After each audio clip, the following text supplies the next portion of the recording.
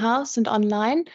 We are going to get started at 10 past, just to give everybody a quick opportunity beforehand to have a body break, grab that final cup of coffee, and then we'll kick off. Thank you.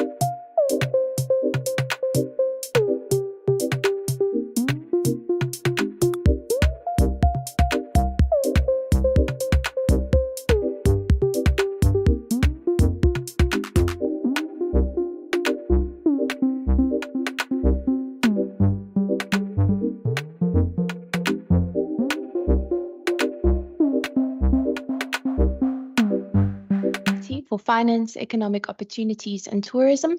My name is Kayla Murray, and I would like to warmly welcome today Transnet and SARP who are joining us, SARP, apologies, as well as the members and to those members of the public who might be online or watching us on YouTube today.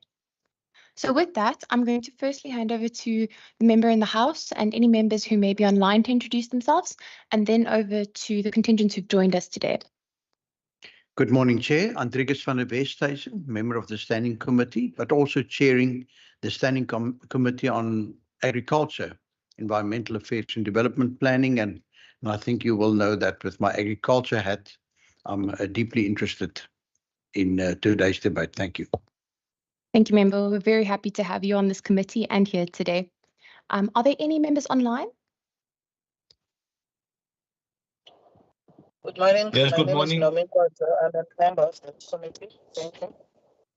Apologies, member. Yeah. If I can allow member Nkontlo to introduce herself first. Member Nkontlo, your sound is a little bit soft, so you may need to adjust your speaker. Good morning, Chairperson and everybody on the platform and also in the chamber. My name is Nomin Koto. I'm a member of the committee. Thank you. Thank you. Your sound is much better. Member Brinkes. Yes, good morning, Chair, and good morning, everybody in the House. My name is Khalil Prankais, a member of this committee. And Chair, I'm connecting virtually now, but in an hour or two's time, then I will come to the meeting physically. Thank you, Chair. Fantastic. Thank you, member. We wouldn't want you to miss out on the tour that will be taking place thereafter. From there, I'd like to hand over to SARP and Transnet, starting with Transnet. Thanks, Chair. I'm Glenn Stein from Department of Economic Development.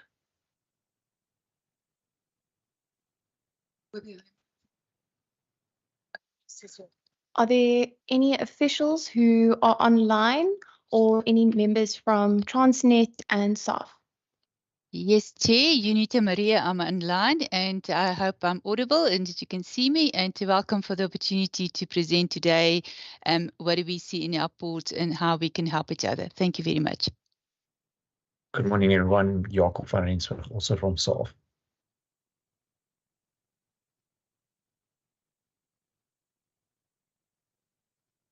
All right, if everybody has had an opportunity to introduce themselves, from there I'll move on to apologies. Just one moment, please.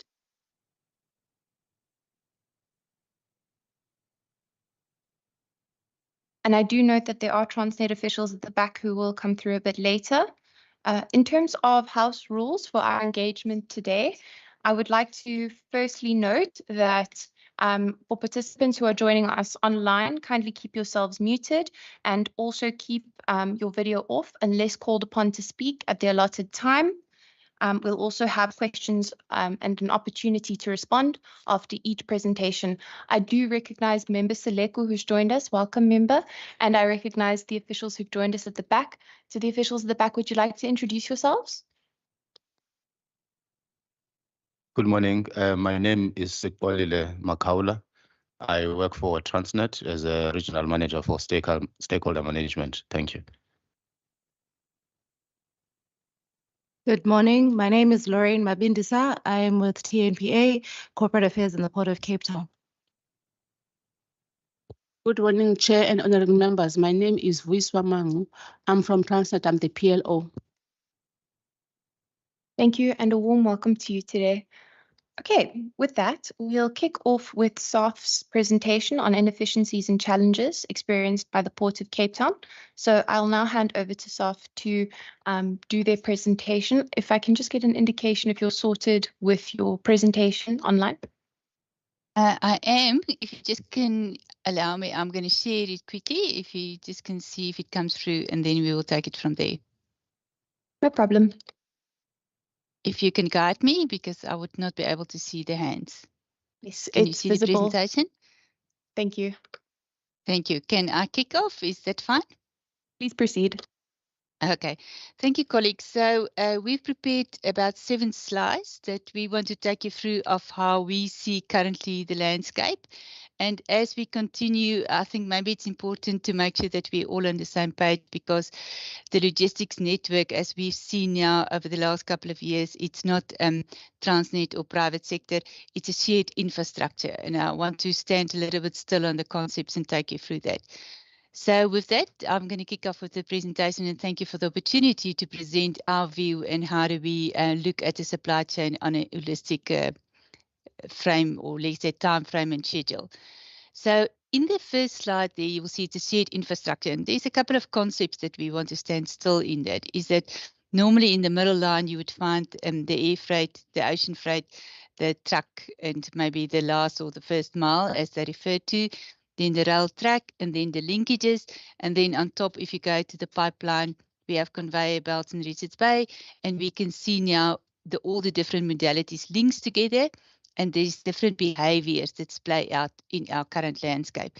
And the behavior either we can classify as a good behavior, or sometimes it creates now friction, which equals waste. And I think that's what we can see in our logistics network. There's a lot of waste and a lot of friction, and we don't work well with each other in this shared infrastructure. So why is it a shared infrastructure? Because we have the 8 ports, we've got the rail track, and it was designed to make sure that there's a balance of cargo import, export, and can we get cost efficiency. Together with that shared infrastructure, there's also then a maintenance, because there's a maintenance that Transnet needs to look after the ports, the rail track, the private sector, whenever they've got terminals, they need to maintain that infrastructure. They need to have cold storage facilities, because it all links together. And there's a shared responsibility in that every stakeholder carry the cost, but the moment that the supply chain doesn't work well, those infrastructure or those costs is being shared amongst people, and that makes us cost competitive or not. And we can see in the world, because we're very far from the markets, it's very important to make sure that you've got an imbalance of cargo being incoming and outcoming, because that helps with the cost effectiveness. And then ultimately, there's a service reliability which comes into the behavior track, depending how the supply chain operate end to end and how the modality links together. There is then different behavior tracks that's playing out, and that influence our service delivery. And ultimately, it influences our brand SA Inc. And that's what we can see now over the last couple of months, is that our brand SA Inc. links very closely of how the logistics network perform. Then just to give you a bit of idea of what is the trade flows that we're talking about, just to show you how open the economy is.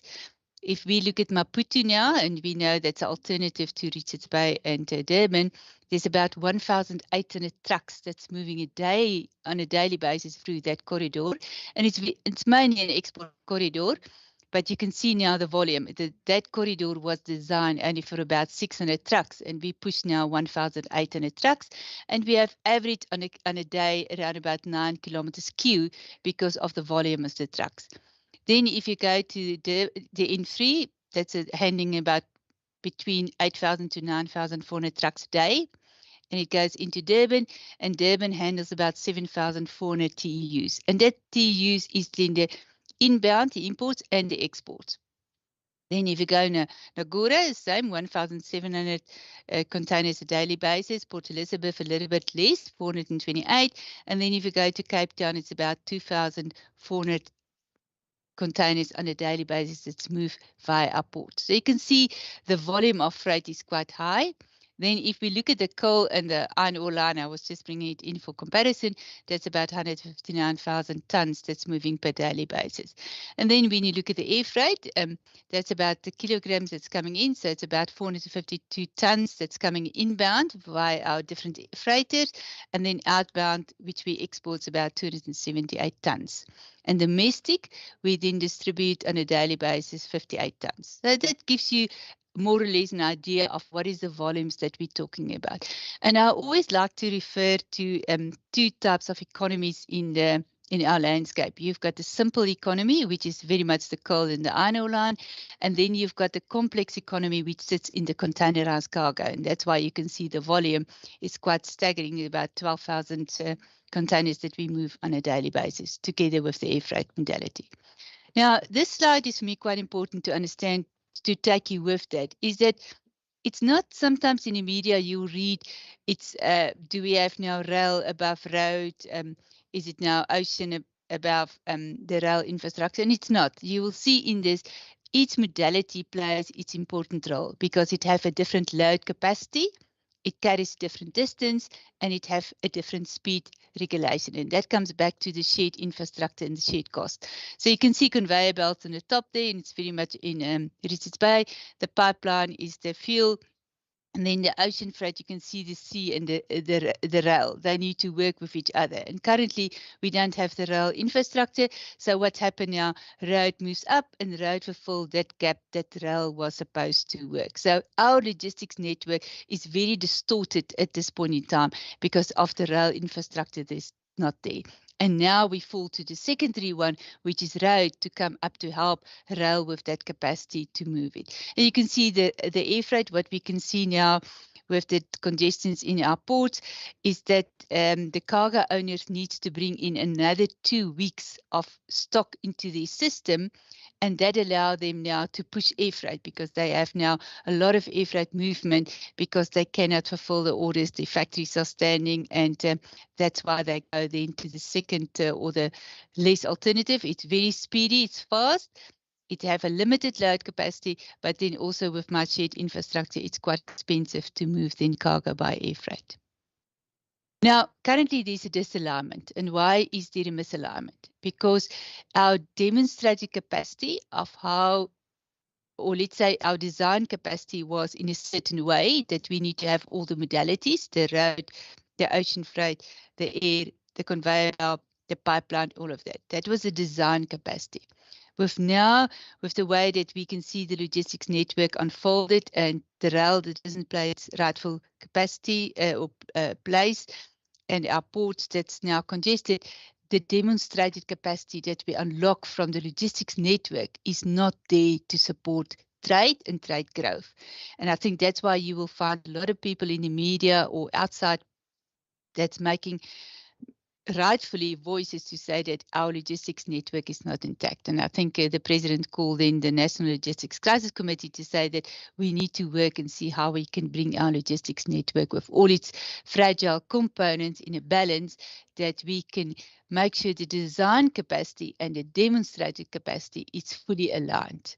Because that will give then the people outside, from the outside world, the confidence that SA brand, SA Inc. can deliver, and SA Inc. can make sure that the merchandise or the cargo or the export product arrive at the shelves at the time that it was originally designed, and there's no delays. Now, you probably asked me the question, and that's why I want to pause a little bit. Why do we have now this misalignment between the design and the demonstrated capacity? And I'm going to go to a couple of them. It's much more complex, but I'm going to go to a couple of them in that. Is that when we look at the design of the logistics network, and we specifically focus on the ocean modality because that's where the most of the containers comes in and the cargo, is that you've got the marine side. So the marine side is very much, you've got your tugboats, you've got the marine service, the helicopters. It will take the vessel out of anchorage and it will bring it to berth, and then it will start working. So the marine service is very much, do we have the right equipment in terms of the tugboats, the helicopters, the marshal moors to make sure that we can bring in the vessel to a berth. Then when the vessel come into berth, there's normally two distinct activities. It's the water side, let we offload the cargo, then it goes into the land side, and the same when it goes to export, we work with the land side and let we load then it into the water side. So the middle block is very important, and you will see that's where they rate South Africa also in terms of the productivity index, container productivity index from the World Bank, because they can see how quickly we service the vessels, how effectively we service the vessels, and how long does the vessel stay at anchorage or at berth, and how quickly we can move it around. And that's very much underpinned. You will see the crane there. It's underpinned by how do we work the workflow from in and out. And then you've got the evacuation. The evacuation is how do we take the cargo out of the terminal, and that comes very much on the road and the rail. And around the world, you will see these different ways to evacuate a terminal.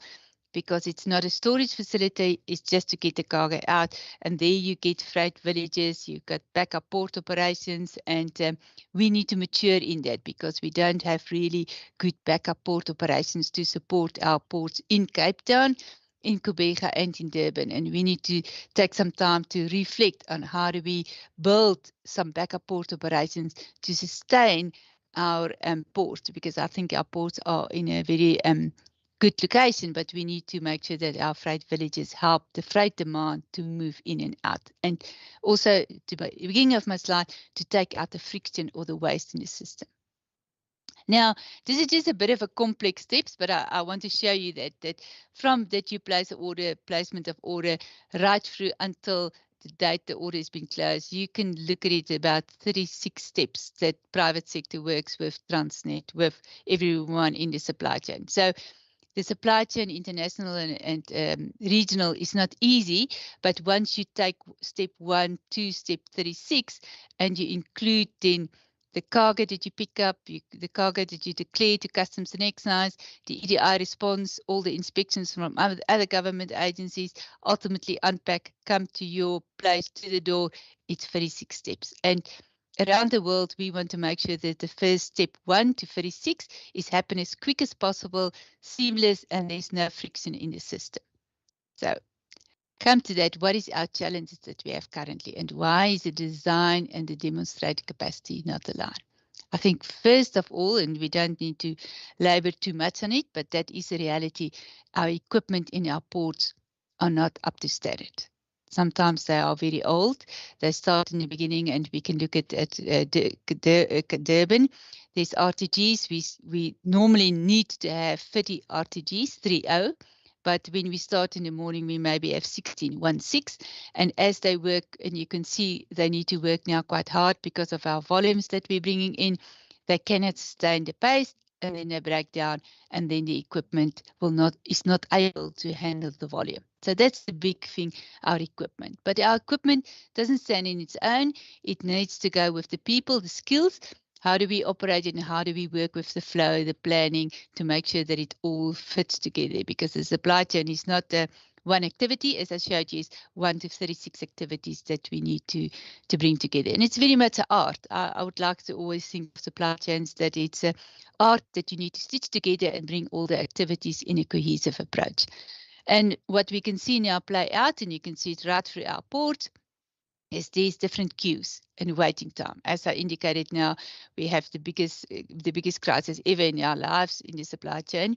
I mean, we have about 59 vessels at Anchorage or out of Anchorage in Durban, and that forces now the supply chains, or let's say the complex economy, to add 2 weeks to their working capital, and that's immense. I mean, we don't know how the SMEs is going to survive. We hope they will be able to weather the storm, because with our anticipation, we think the backlogs will only be clear at the end of January, and that means we're coming to the silly season, we come to our export season, and we hope the SMEs can stomach all these costs and delays that's coming up. And then also, which doesn't help us currently now, is the weather conditions, because that makes sure that if we have equipment, we need to have equipment that's the right equipment, because when we work with RTG or with some other things, we need to have line tensioners to stabilize the vessels when they berth because of the weather conditions. And then on a pin to that, I don't need to tell you that, but I think maybe it's important, is that supply chains is being driven by a schedule time. So around the world, is that if you tell a merchandiser or the commitment, you work with schedules. So it doesn't matter who say what, the supply chain work with a schedule. It works with a shipping schedule. It works with a CTOX window, it open, it close, and that time is very important. And the time is so precious. If you don't optimize the steps from 1 to 36, as I showed you the slide, it comes that it rolls into additional cost. And if it goes into additional cost, it makes then that we're not competitive. And then we distort the balance in the supply chain from imports and exports. And then we start questioning, do we have a resilience in the supply chain? And we have done some analysis about 2 months ago, and we thought our resilience factor is 0.4. but I think it's actually depleting now as we go along. And then also there's the sustainability. And the sustainability is very important because it's our SA Inc. brand. It doesn't matter if we can talk here about it and we can debate about it, but the moment we take our supply chain and the way that it works out in the media and the people around the world are reading it, we do injustice to ourselves, because then it means they probably don't want to purchase or place an order for our exports of agricultural. They rather go to Spain or to Argentina because they believe that supply chain is more sustainable and it's going to deliver that. And that we don't want to do. Although we want to raise the emphasis and raise the awareness, we don't want to play in the space of the media because there's other unintended consequences that is bigger, because the world reads all these things, and we don't want to do that because we want to bring trust back into our supply chain.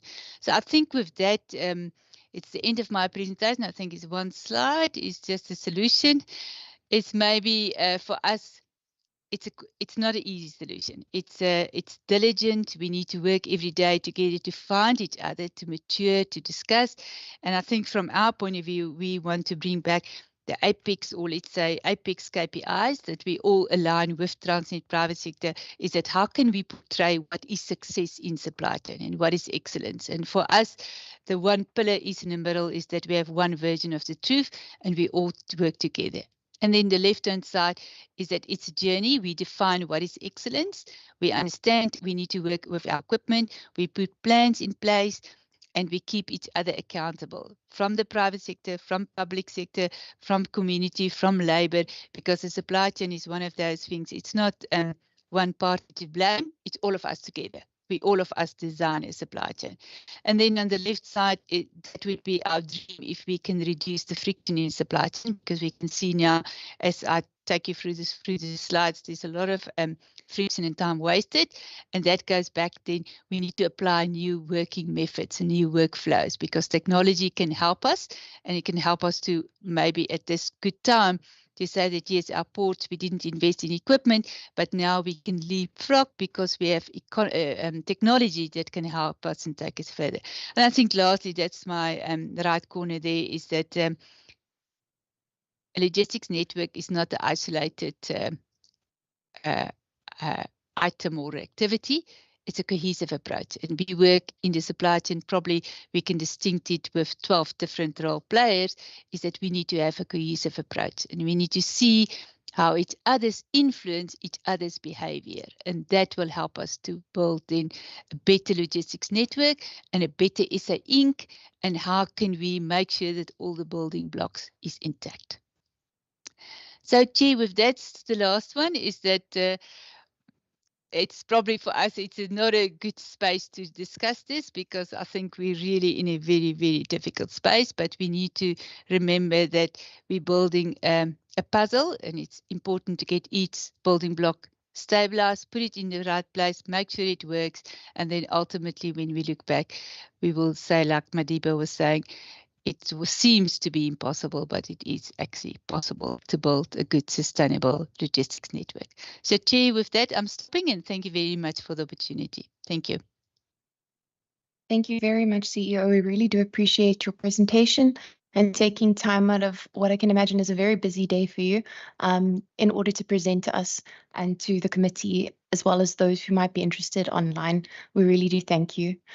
Members, we'll now open up for a round of questions.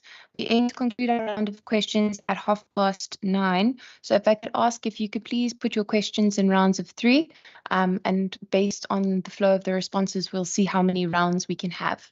Can I get an indication of questions? I recognize Member van der Westhuizen. Thank you, Chair, and thank you very much for that presentation. I think in a sense, Chair, it may have value, obviously, to listen to all the presentations and then engage, because then we would have heard various sides. But in this case, it already answered some questions and added value by Dr. Maria saying, for example, that she believes our ports are well situated, because obviously that is a question I think all over the world we find that cities grow around ports, and yet, the ports may contribute to things like traffic congestion, lack of parking or open space, and things like that.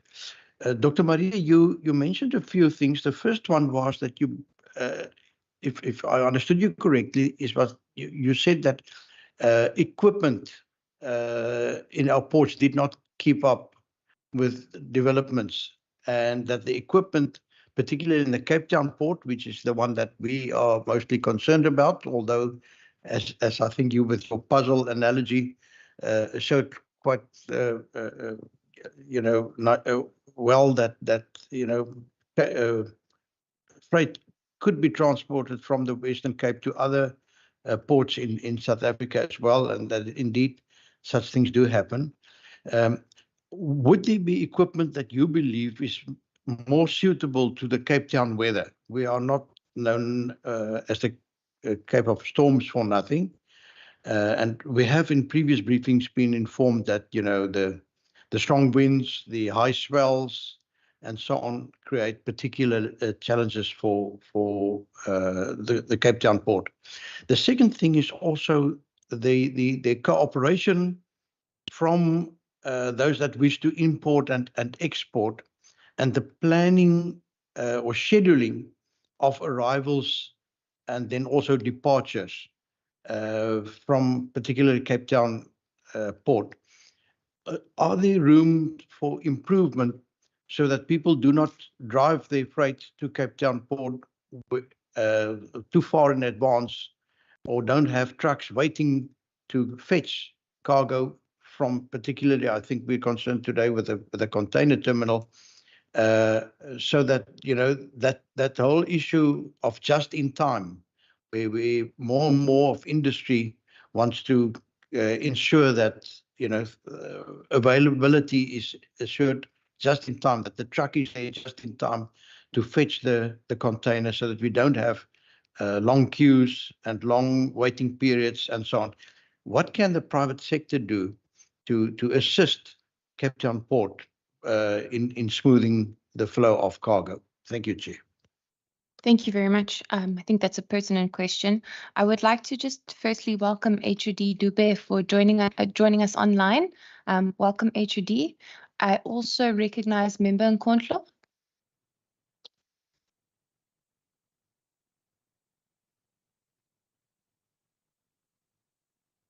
Member Nkontlo.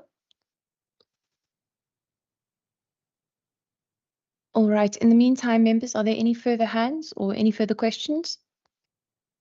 I recognize Member Seleko.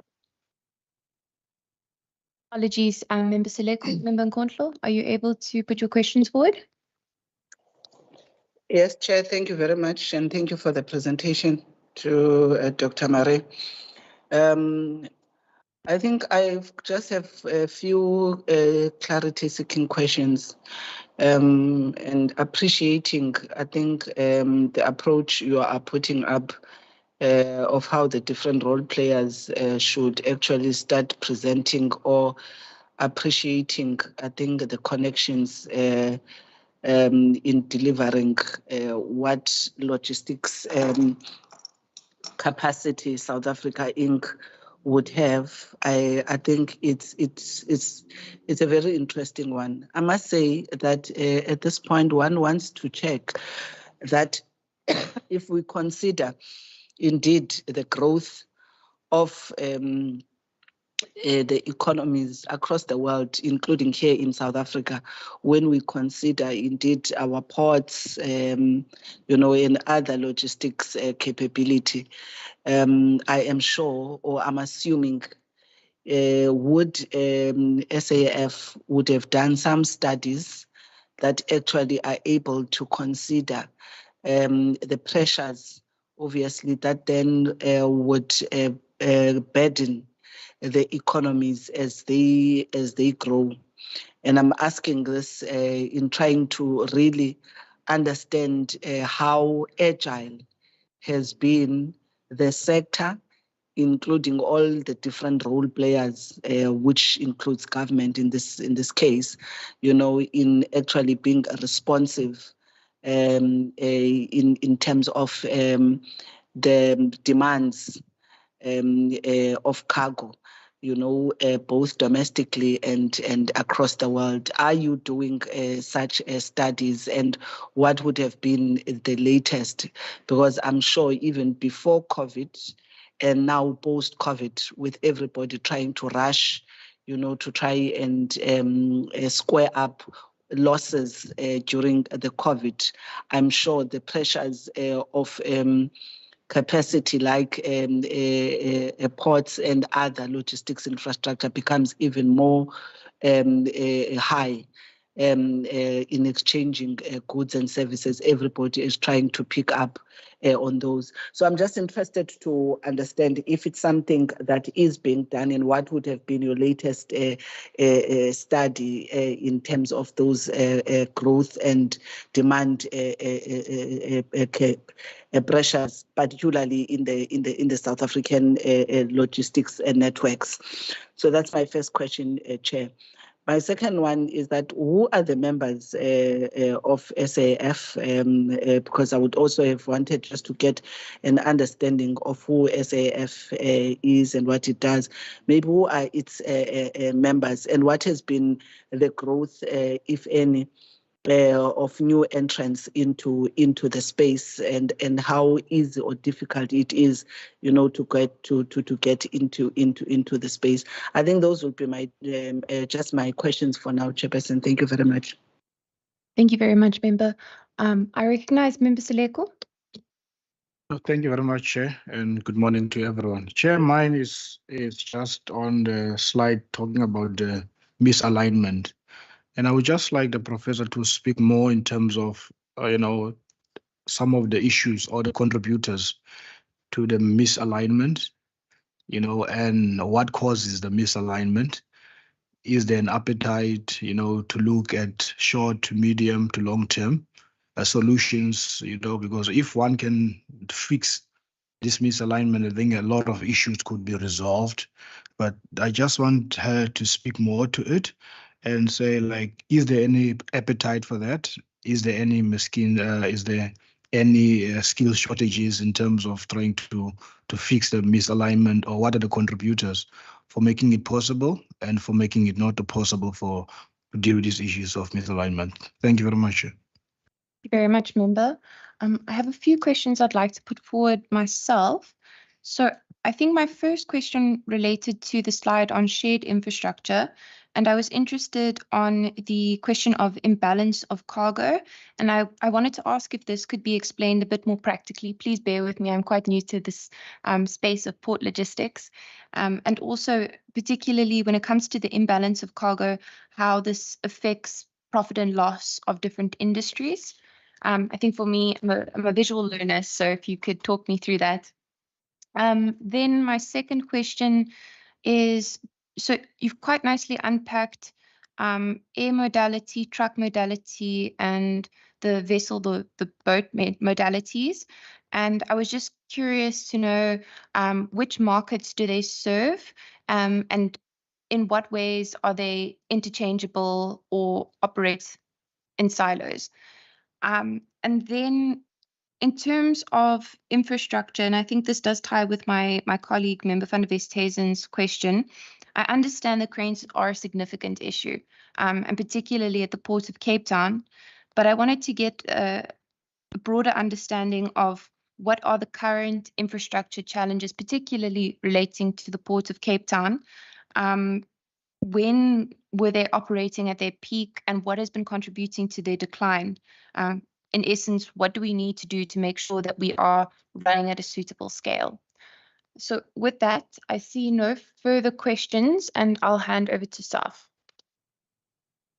Okay, thank you. Can I don't remember all the colleagues that raised the questions, but I'm going to try to answer them. So the first thing, if we look at the equipment in Cape Town. So the equipment in Cape Town, how it was been designed, you have the vessels that come in to the different berths, and then you've got the ship-to-shore crane, and then you've got the RTG. So RTG is very much, it takes the container from the quay side, and then it moves it to the land side, it put it in stacks, and then you come and take it either then by a road or by rail, and we know now the rail doesn't work, so it's very much the road, the people to come in to bring in the booking.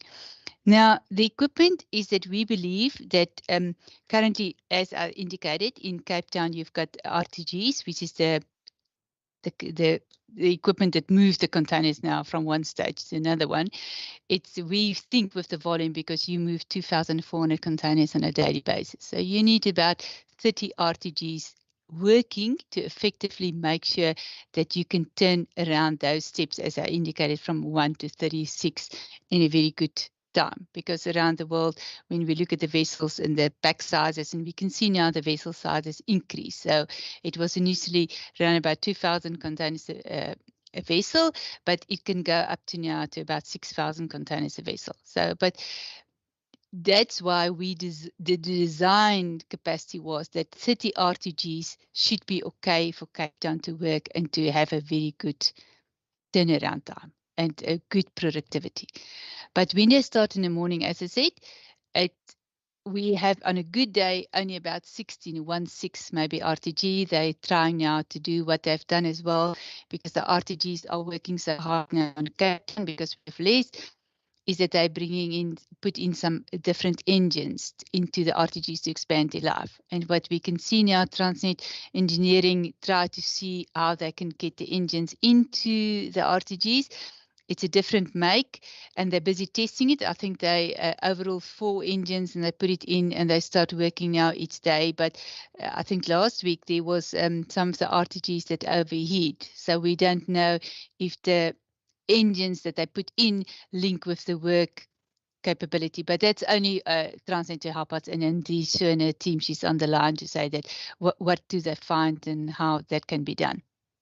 Now, in that is that there was also then an order for the second-hand equipment to see can we get that from Los Angeles. I think there's about 6 RTGs that's coming from Los Angeles. Hopefully it will arrive towards the end of November to help then Cape Town with the RTGs. But to come back to, I think it's Van der West, isn't it, ask, is the different equipment that we can use, and specifically for Cape Town? Yes, because when you look at the line tensioners to stabilize the vessels, the RTGs, there is latest equipment. And I know the Western Cape was reaching out to the CSIR to do a study on the wind and the weather conditions and how can they predict it. So we definitely can explore around the world. I mean, Cape Town is not unique. There's other ports that have similar weather conditions. But we just need to invest a little bit in technology and in different equipment, but it can be done. And I think it's just a desire to make sure that we can do it and that we work together, and can we hold private sector accountable as well. And I think coming, and I will answer all the questions, but coming back to that, the Western Cape was also trying to see, can they establish a logistics cluster that minds can get together and discuss these things. So I think that's, for me, quite an exciting development, that different stakeholders are coming together for the first time. They start speaking and they're sharing information, because, as I indicated, it's shared infrastructure and we need to help each other to do. Then come back to the coordinated planning and the scheduling. I think so. If you ask my honest opinion, I think we can do much more in terms of planning, because we know already vessels is coming 21 days in advance. We know what is the local capacity in terms of what needs to export cargo.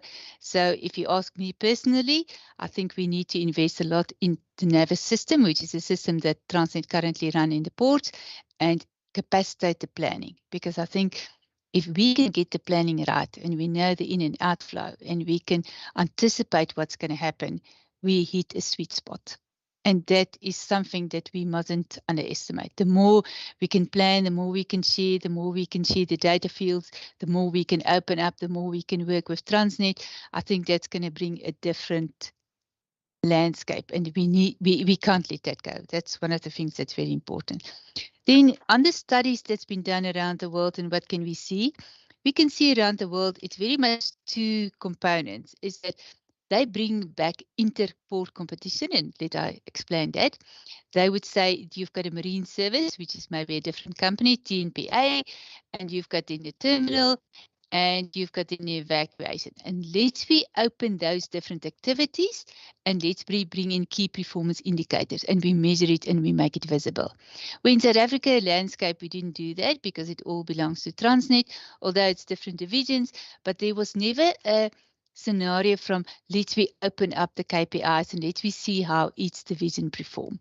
So around the world, we can see that that brings a bit of sustainability and a bit of predictability in how trade operate, because they segment activities. And the moment they segment activities, you've got now a spotlight on each one's responsibility, and you can see how it maneuvers and it works together. Then the other thing is also what we can see around the world, they bring in intra-port competitions. So they will have maybe set up Cape Town compete with Kubega compete with Durban. And it depends how the service operate, they will then be in competition. In South Africa, we don't have it because all the ports belongs to Transnet, but that's maybe something with the freight logistics roadmap and the way that we can do it now. It might be a good idea if one bring in a little bit of competition between the different ports, see how they operate, and not to the extent that it will damage SA brand, but I think if we just have a good competitive environment, it brings a little bit of it takes a little bit of the complacency. It brings more I'm agile and what can I do? And then the studies, what we can see is that there's a very tight link between trade development and the logistics network. And I think Professor Jan Havenga was showing that as well, that he indicated that because our logistics network could not support trade growth, we actually hampered trade growth by 5%. He actually went further to say around about 6%. So it's interesting when we look at these stats and we compare it to Maputo, because, you know, in the media, people sometimes tell Maputo is a good alternative of Walvis Bay.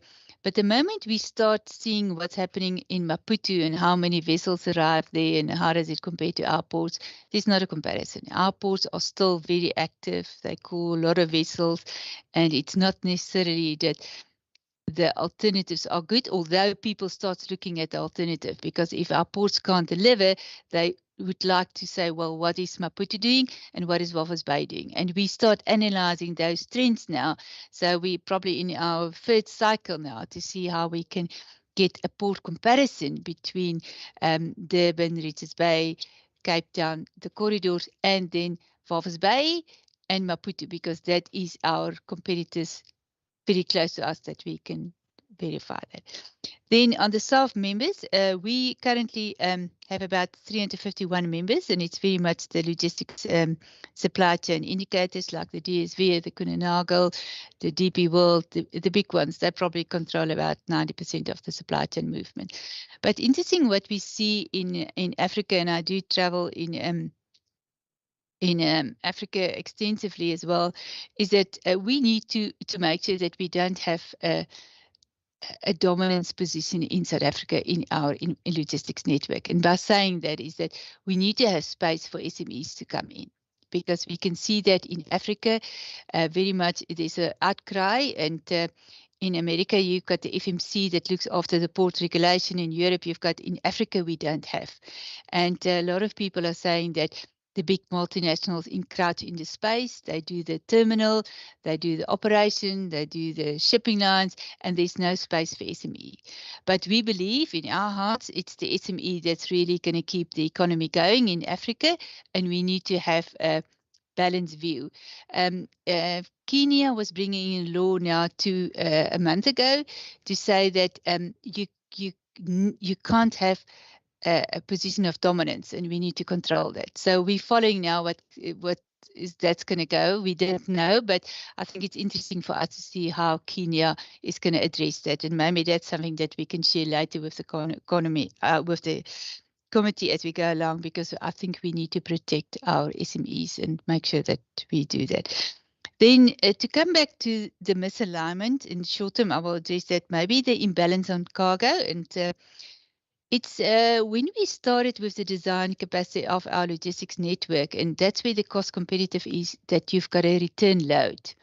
And you will see it in the logistics, it's very much around empty load, return load, and how quickly you can turn the trucks around.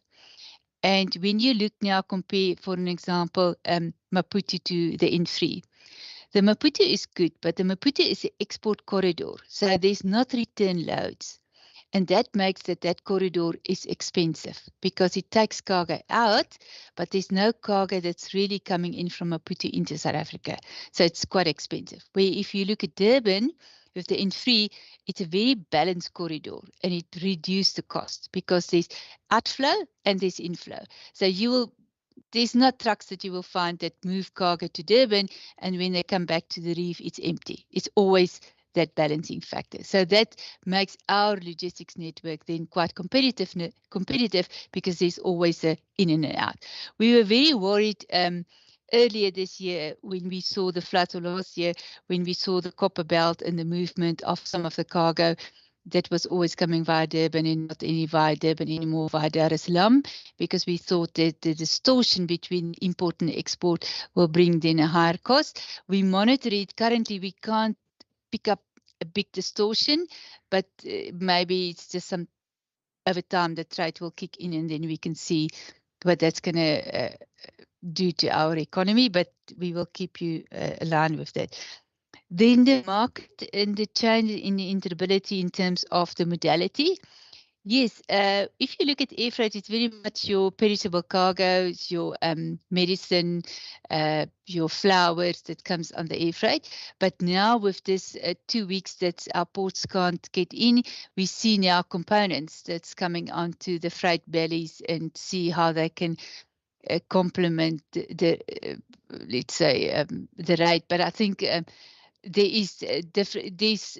Let's say there's different air modalities that sits with good commodities, like a hospital bed. A hospital bed, it would not make sense to import a hospital bed via air freight because it's too expensive. But if you bring it with ocean freight and you've got a time schedule and you can load it with other cargo, it makes it much more less expensive.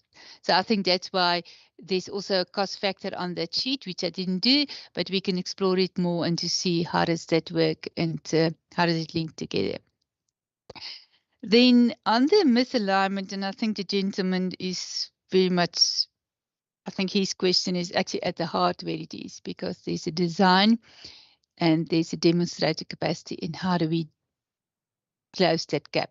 Because if we close that gap, we as SA Inc. is winning tremendously. And we need to put all our efforts in to close that gap. So I would think for me, it's just not one answer to say, how do we close the gap?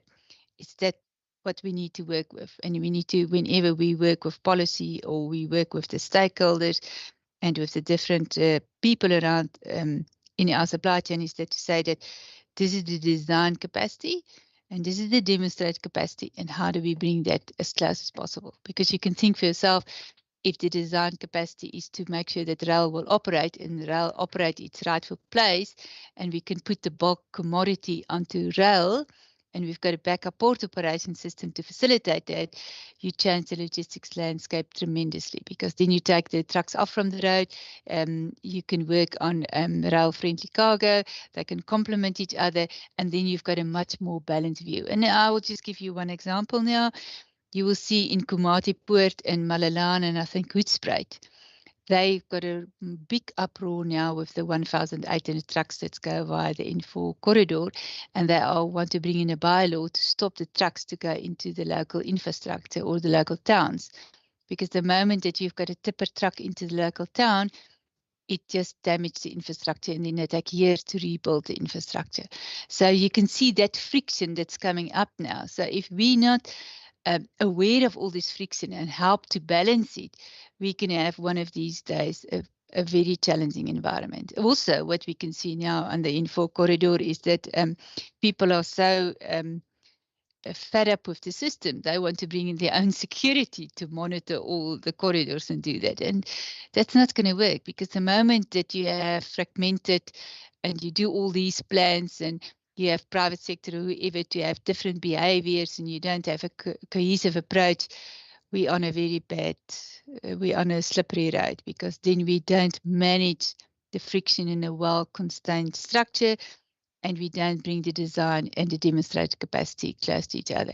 So I wish I had the answer, but I think for me it's more that we can engage on this, that we can have an open debate and that we create awareness.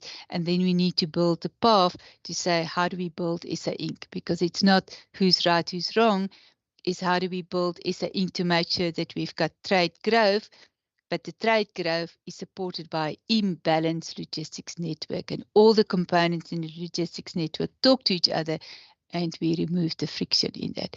So, Chair, I hope I answer all the questions. If I didn't, my sincere apology. It was definitely unintentional. Thank you. No problem. We'll take a next round of questions. I recognize firstly Member van der Westhuizen. Thank you, Chair. Quite often we find that money is a big driver. How do our ports compare in terms of port costs with that of, let's say, Windhoek and Maputo?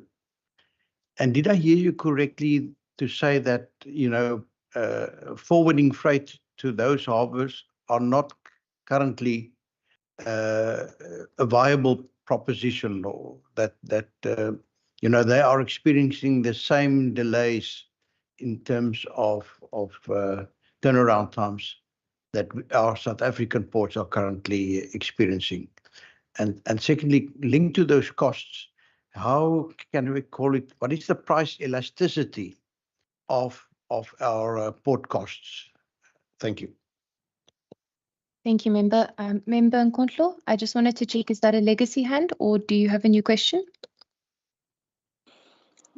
It's a new question, Chair. Please proceed. Thank you. Two questions. One, I just want to understand, given the concept of shared infrastructure, what has been the financing model within the logistics space to help finance infrastructure along the ports and rail and others that actually, I mean, in the studies that would have been made to date, going forward, actually through SAF would put up, considering the past and what would work, in terms of justifiable investment within this concept of the shared infrastructure. That's my first one. My second one is that, appreciating once again what the response about participation of the SMM is, particularly in the continent, South Africa being one of the players. I'm trying to understand within the South African context and even, within the continent, with Kenya, as you had already said, that would be watching, is this conversation gaining traction in terms of law reform or regulation, including policy, to start indeed making more visible sort of decision-making that is supporting and enabling SMME participation, within the space? Thank you very much. Thank you, Member. Members, are there any further questions in the House or online? I see none. I'll just use this as an opportunity to also put forward some questions of my own. I wanted to confirm on the RTGs arriving from Los Angeles to Cape Town, was the number 1616, and will they only be serving the Port of Cape Town? Related to that, how will that help to scale up the operations at the Port of Cape Town? Will it bring it to capacity, or will there still be a shortfall of RTGs? Then my next question, I think we have spoken already quite a bit about the design capacity and the demonstrated capacity. I guess from a more practical point of view, I'm interested to know what is an ideal design capacity from SARF's point of view, and how could this be brought into action in the Port of Cape Town? And then lastly, looking at the slide that deals with marine side, waterland side, evacuation, and visual presentation, there are average berthing times, average hours at berth, and there is a figure 25th percentile, which totals at 922. I wanted to ask, how do these compare to targets that may be set for the industry globally, and maybe as a better comparison in Africa? I'll leave it there and hand over back to Saf. Thank you. Thank you. Let us start with the financing model in terms of our ports shared infrastructure.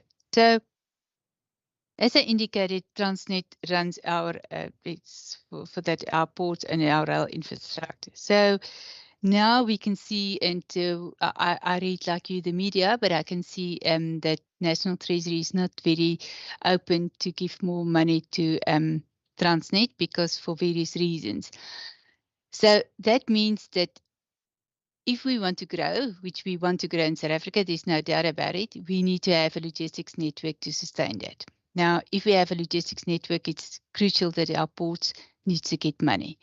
So we as private sector in the shared infrastructure is saying that it's no more private sector or government, is a Inc. So if we need to get our merchandise out and we can't, and our ports doesn't have the right equipment, what can we do?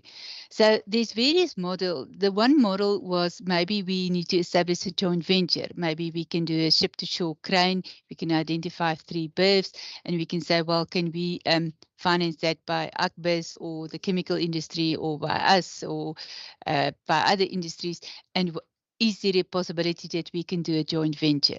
Now, in the joint venture, there's certain rules, and then we can say, okay, how long will that payment period be to get back? Can we get then a refund on all the cargo that we put through, or how will that model be paid to that? Or there could be a concession to say that let's we split off some sections of the equipment that when we open a berth or a gang or another ship-to-shore crane, that can be a concession, and that concession can be 10 to 20 years to make sure that we get a return investment. The other one's also available on the table. There's the operating lease. Let the private sector put in that equipment, but there's then an operating lease agreement to say that you can pay that back. So there's currently, I would think, if I classify, I don't have it in front of me, but there's about 9 different models that we can look at. We were very anxious to look at the freight logistics roadmap to see how does it handle our ports, because we believe that to overcome this burden, we National Treasury don't want to give money to Transnet for various reasons. We understand it. Maybe there's opportunity then for private sector to step in to say that, look at that, and then there's return on investment. But we also caution, and that's why I'm saying that to you, is that the design of our logistics network was Transnet in the center, and Transnet was handling the ports with the rail infrastructure. So the moment that we start unbundling that, we must just be cautioned to make sure that we don't create another problem for us, that we bring in competition, and after 10 years' time, we've got one operator that dominates, maybe for an example, Durban, and we've been hampered because it's a very nice natural port, but we cannot go through that port because we pay exorbitant fee. And hopefully there is where the government comes in, then they've got a national regulator to make sure that they look after our rates. And that probably comes back to the other point in terms of that, what is the price elasticity, and is our ports too expensive? I don't think right now our ports are too expensive, not at all. But what makes it expensive, it's a productivity cycle, because we don't give in the productivity cycle. As I said, if our ports work and we pay the charges that we currently pay, that's fine. But if you can't get the merchandise and you need to add another 2 weeks in your working capital cycle, it's no SME can carry that. That's why I would like to see the statistics that's coming out in January and February, because I think there's a lot of hardship coming for the normal small SMEs that have a manufacturing site that's doing some modification to a product, because they're not the multinationals like your automotive industry and people like that. They can probably build in a buffer stock of 2 weeks to help to weather the storm. But your normal SMEs that's working, that have a cash flow tight cycle, cannot absorb this shock. So it's just impossible. So that's coming back to say that, I don't know, we need to see, but we need to put hands on deck and say, what can we do and how quickly we can turn it around. And then to Maputo and to Walvis Bay is that, again, we need to look at the statistics, because Walvis Bay doesn't have so many vessels calling there, and neither Maputo. We, South Africa, have a very unique way that we crafted our logistics network, how the vessels come weekly, how they move around, the schedule time. We're actually very privileged as a country because we have good ports, we have a good schedule, we've got merchandise, it goes in and out. We've perfected the imbalance. What we sit now is the distortion of the imbalance. But I think the price elasticity in South Africa is there, but it's not untapped or unlimited. It's definitely, there's a limit in terms of that. Then the RTG, yeah, it's 6. I think it's 6 that's coming from Los Angeles. Currently, they refurbish 11 and they put in different machines, but it's 6 RTGs that's coming from Los Angeles, and we think it should be able to help with the capacity to bring it back online. So we will monitor it. I know my colleagues on the line, but I didn't follow it, and Lisa can help us. But that's coming, I think it's scheduled to come in the end of November, and then we'll see. But again, you know, there's some time that you just need to customize, or to do customization, make sure that it's coming into play. Thank you. Apologies, Dr. Marie. I noted that one of the officials did want to just quickly jump in. Okay, sorry, my apologies.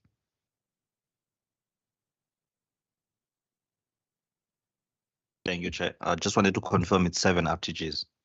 Oh, 7. Thank you. Yes. Yeah. Thank you very much. Then in terms of the ideal capacity, what do you think is the ideal? We did some sums and we did some analysis, and we are more than happy to share with you the idea of what we think, because we believe Cape Town is a very important port, but it can work quite nicely if you have freight villages and you have different modalities that links to the rail, the road, and you take the staging areas of the trucks and things a little bit out of Cape Town, and you make sure that the freight villages flow into the different terminal. I think you can have a very nice design. There's a couple of studies, and I know the GAIN group have done excellent studies that we can call on, but there's definitely an ideal picture. And I think what we can do in time to come, we can show you the ideal picture, and then we can show you how we perform against the ideal structure. Then the SME, and I want to come to that because I think we as South Africa can play a very important role, is that we probably need to take the lead in the Africa Continental Agreement, or under the Africa Union, to say that let we establish a board similar to the FMC in America and Europe, and we look at how Africa works with different shipping lines, what is the place of dominance, and how does the different ports work, and how do they create space for other SMEs to come in. So I think that's definitely for us an area to step in, because we have a lot of expertise in South Africa, and with the right political drive, we can say, let we establish something on the Africa Union to help us to navigate the logistics network, that we don't have a place of dominance, but rather intra-port competition, different role players to complement each other, and we play into the activities with a different skill set. So I'll stop here, but I hope I answer all the questions. Thank you. Thank you very much. Members, I will afford a last opportunity for any final questions or follow-ups. If I could please get an indication of any hands online or in the house. Okay. I see no questions from the members online or in the house, and I've exhausted my questions as well. So with that, I would just like to sincerely thank you, Dr. Marie, for your time today, and I wish you well with your projects going forward. We're very excited to hear about the RTGs and the role that would play, and we'd very much like to take you up on the offer of information that you spoke to regarding position of dominance, and possibly if you could share some of the stats that you mentioned you were awaiting in January, February, which would impact on small, medium enterprises. That's very helpful information for us as a standing committee in particular.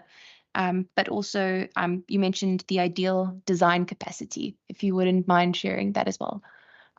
We would be really grateful, and from our side, we maintain an open door if you would like to engage with us in the future. With that will be my absolute pleasure. And the more we can share and the more we can create awareness and insights, I think it will help all of us tremendously. So we will do that without a doubt. Thank you. Absolutely. Thank you so, so much. Okay, with that, I would like to again thank SAF for joining us today. We'll have a short 30-minute break where you can help yourselves to any coffees or teas at the back.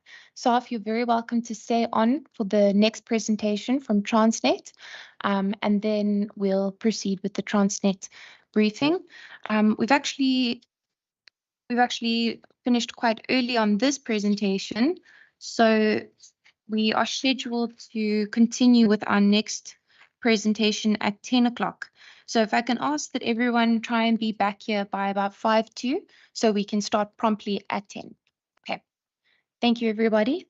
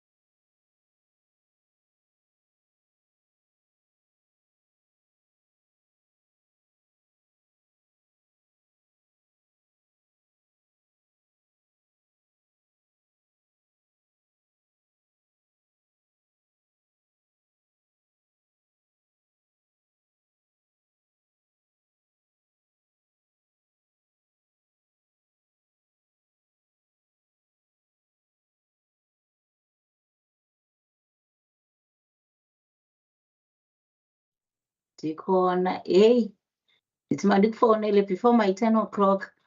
Ithini into kaSimthembile? Usaqhubekeka? Mongezi unestresi pha.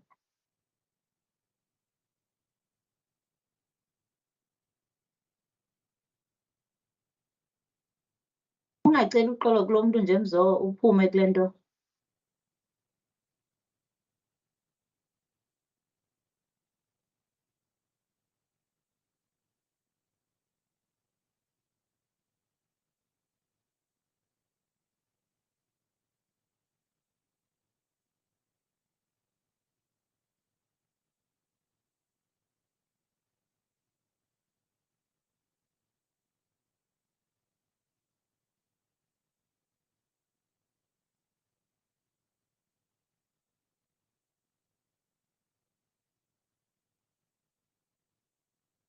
Welcome back, everyone. So we'll kick off in the next, nope, that watch is wrong, in the next 4 minutes.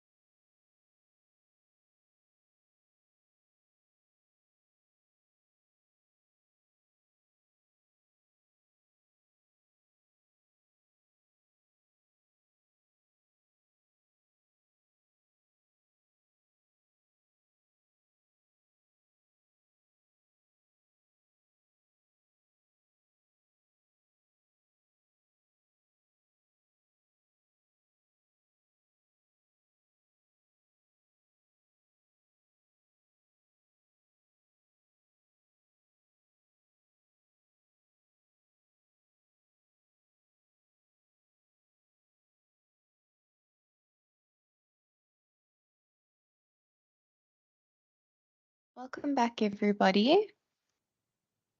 So first on the agenda is an opportunity to afford members from Transnet or officials from Transnet the opportunity to introduce themselves. I believe you've had the opportunity already to engage with our members, so I'll forgo allowing them to introduce themselves. So I'll hand over straight away. Thank you very much, Chair, and good morning, everybody. My name is Phyllis DeFito. I am the Managing Executive for the Western Region on the Transnet National Ports Authority side. Thanks. Good morning, Madam Chair, and good morning, committee members. My name is Rajesh Kana. I'm the Port Manager at the Port of Cape Town. Good morning. My name is Rufuno from Transnet Port Terminals, responsible for corporate services. Good morning, Jaco van der Westhuizen, General Manager for Engineering and Capital Projects at Transnet Port Terminals. Good morning. My name is Siseko Njobe and I'm the Senior Manager responsible for external communications at Transnet. Thank you. Good morning. My name is Andy Swadlanga. I'm the Managing Executive for the Western Cape region, representing TPT. Good morning. I'm Ayanda Petela. I'm heading Corporate Affairs and Stakeholder Management in the Cape Corridor Transnet Freight Rail. Good morning. My name is Charlene Lefleur. I'm the head of the Office of the Managing Executive in the Cape Corridor. Thank you. Good morning. My name is Wiswamang from Transnet. I'm the PLO. Morning, Chair. Good morning, members. Lorraine Mabindisa, Corporate Affairs, TNPA Port of Cape Town. Good morning, Chair, and good morning, honorable members. My name is Ikwalile Makaula, and I am at Transnet Corporate Center at Group Business Development, responsible for stakeholder management. Thank you. Good morning, everyone. My name is Siyabonga Makabanga. I'm the terminal manager for the Cape Town Container Terminal. Thanks. Good morning, everyone. My name is Jobe Zulu. I'm the head of engineering and projects for the Western Cape region. I'm Glenn Stein. I'm with Western Cape Government. All right, with that, I will swiftly move on to the presentation by Transnet and hand straight over. Thank you. Thank you very much, Chair. We will proceed starting with Transnet National Ports Authority, the Port of Cape Town presentation. We are very much mindful of the brief that you have given us, Chair, that we should stick to the 25 minutes we have allocated Transnet to do the presentation. So I will be very brief. In our presentation, we covered the port overview, and we also covered the layout of the port so that members are able to see the capacity that we have in the Port of Cape Town and what type of cargo we move within the Port of Cape Town. I'm not going to dwell on that. My focus will be on the 8-point plan, which is covering the progress update since we met here on the 1st of June 2023. And I think that is what members are interested to hear. We have structured the 8-point plan in the same way that we've structured previously, so that we allow the flow of information and seeing the progress that was made this far. Point number 1 talks about optimization of the port as a delivery platform, and that just refers to the ongoing efforts that we put in place to improve the cargo operations in the port. And this includes the continued use of ABETH for cargo operations, the development of the Kolumba intermodal precinct, and the benchmark studies that we have undertaken, particularly with PwC, to determine international best practices. With that one, I can confirm that when it comes to the utilization of ABETH, we are continuing utilizing that BETH for cargo operations.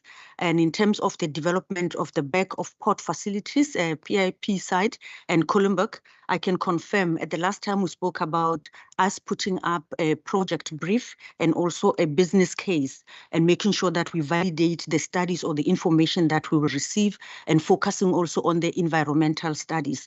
The progress made this far is that definitely the project brief was done. Business case as well was done. And most importantly, it guided us to set up the governance structures, because for the project to move forward, we definitely need to have those governance structures like the steering committee, the MENCO, so that they monitor and manage the progress in terms of that project. So we have moved in that line. We are meeting the management committees. They are meeting on a weekly basis. The steering committee already we've met, and we are actively involved in making sure that all the other plans that we've put forward to make sure that our back of port facilities are going to be functional according to plan, it's going to materialize. In terms of conducting the international terminal, particularly CT and FPT terminals, benchmark studies and implementing the international best practices, We have achieved that, although the work is still progressing. I say we have achieved that in this line because we managed to bring forth PwC to conduct that benchmark studies for us. We've already got the report.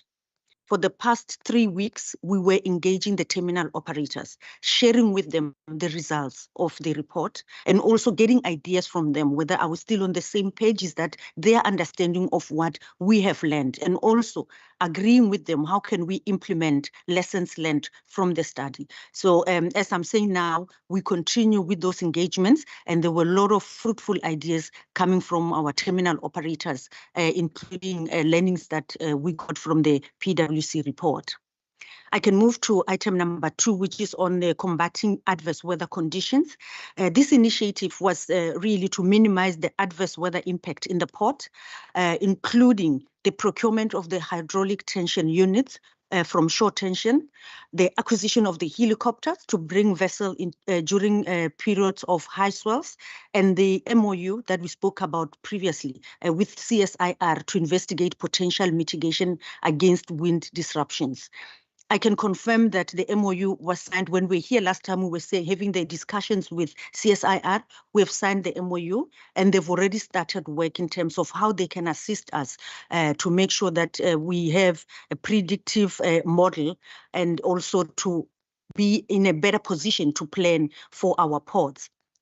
But we are not looking into that only. We're also looking at the potential infrastructure, the engineering solutions, the equipment which are more resilient to wind, and the optimal recovery plans. So we have progressed in that line. The work that the CSIR is conducting for us will also be looking at maybe some potential impact on the folk side on marine and cargo operations, and also exploring the possible mitigations.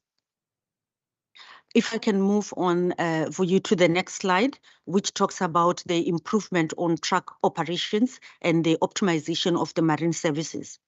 The initiative was more to make sure that we decongest the port, including coming up with programs like or projects for the interim truck staging area and in the port, and also make sure that we do have the proper way in which we can stimulate the night operations at the container terminal.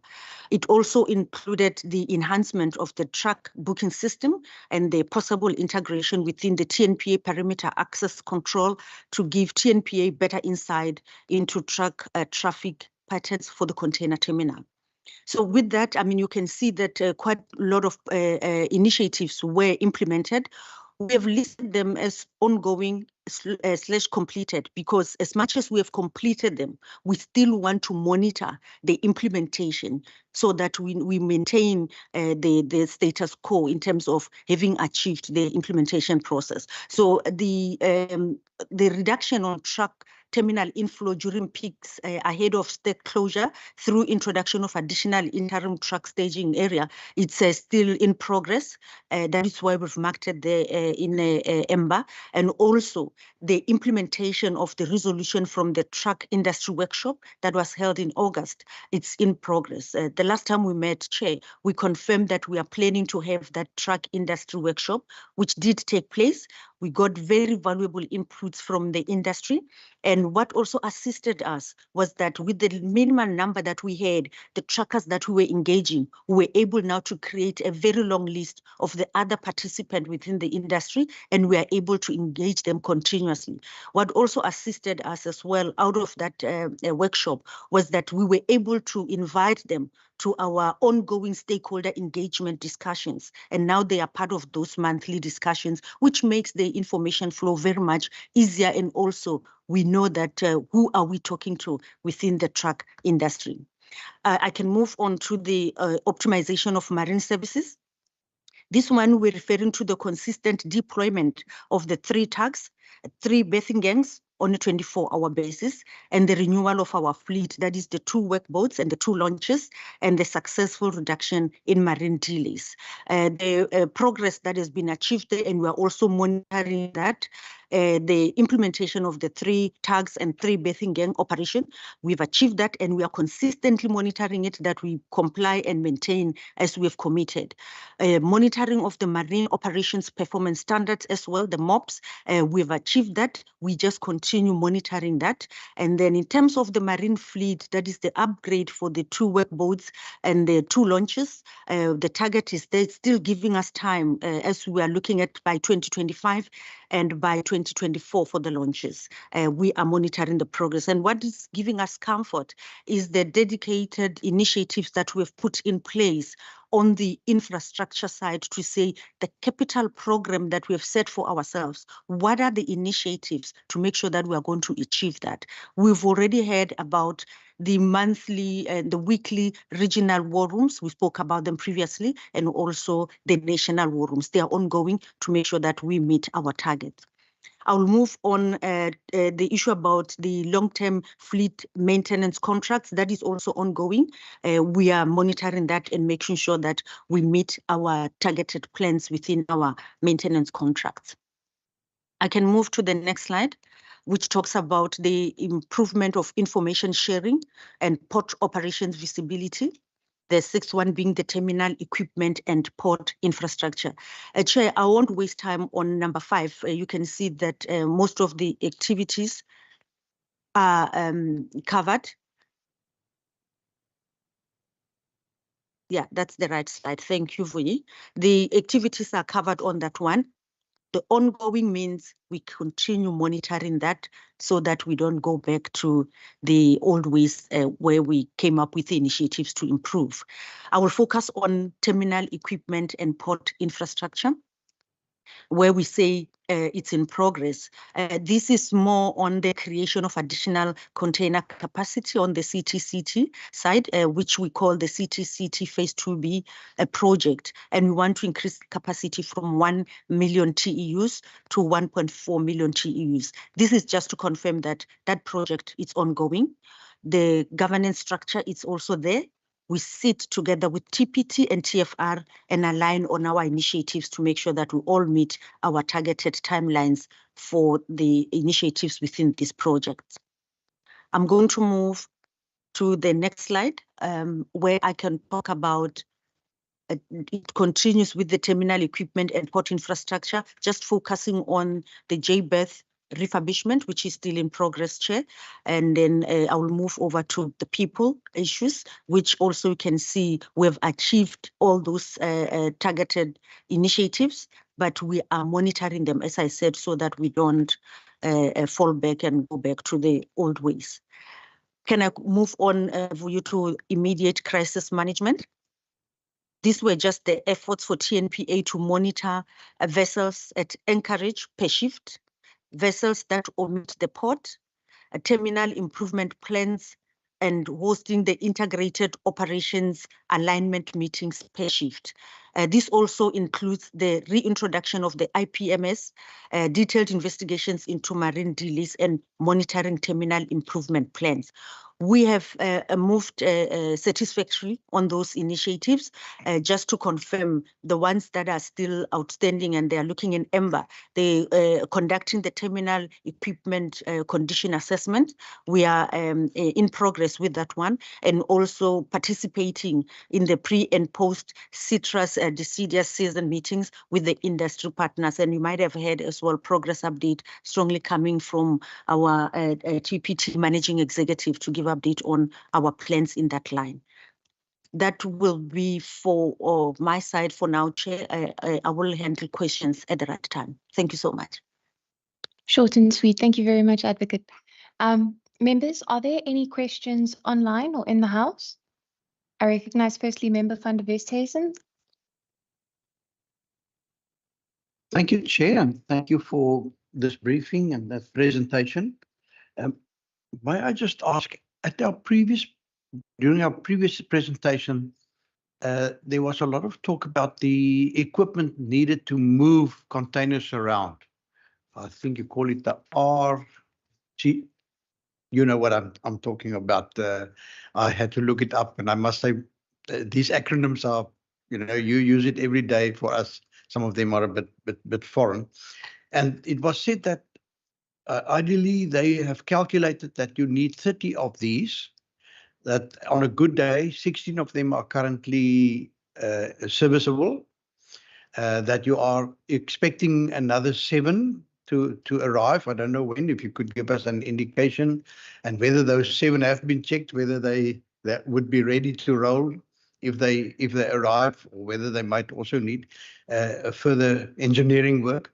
But then also that there is some engineering work taking place whereby some of your existing equipment engines are being replaced by not original ones, but it seems to me engines that you deem suitable, that some experiments have already been done or prototypes have already been are being tested, and that at least one of them have overheated and therefore needs to go back for further development and things like that.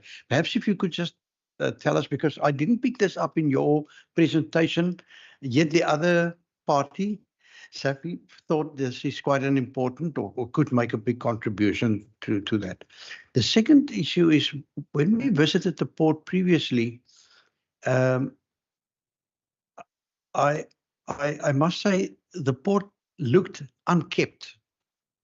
There was grass growing, there were obsolete equipment taped off, and we were informed that this equipment is waiting to be put on auction or to be disposed of.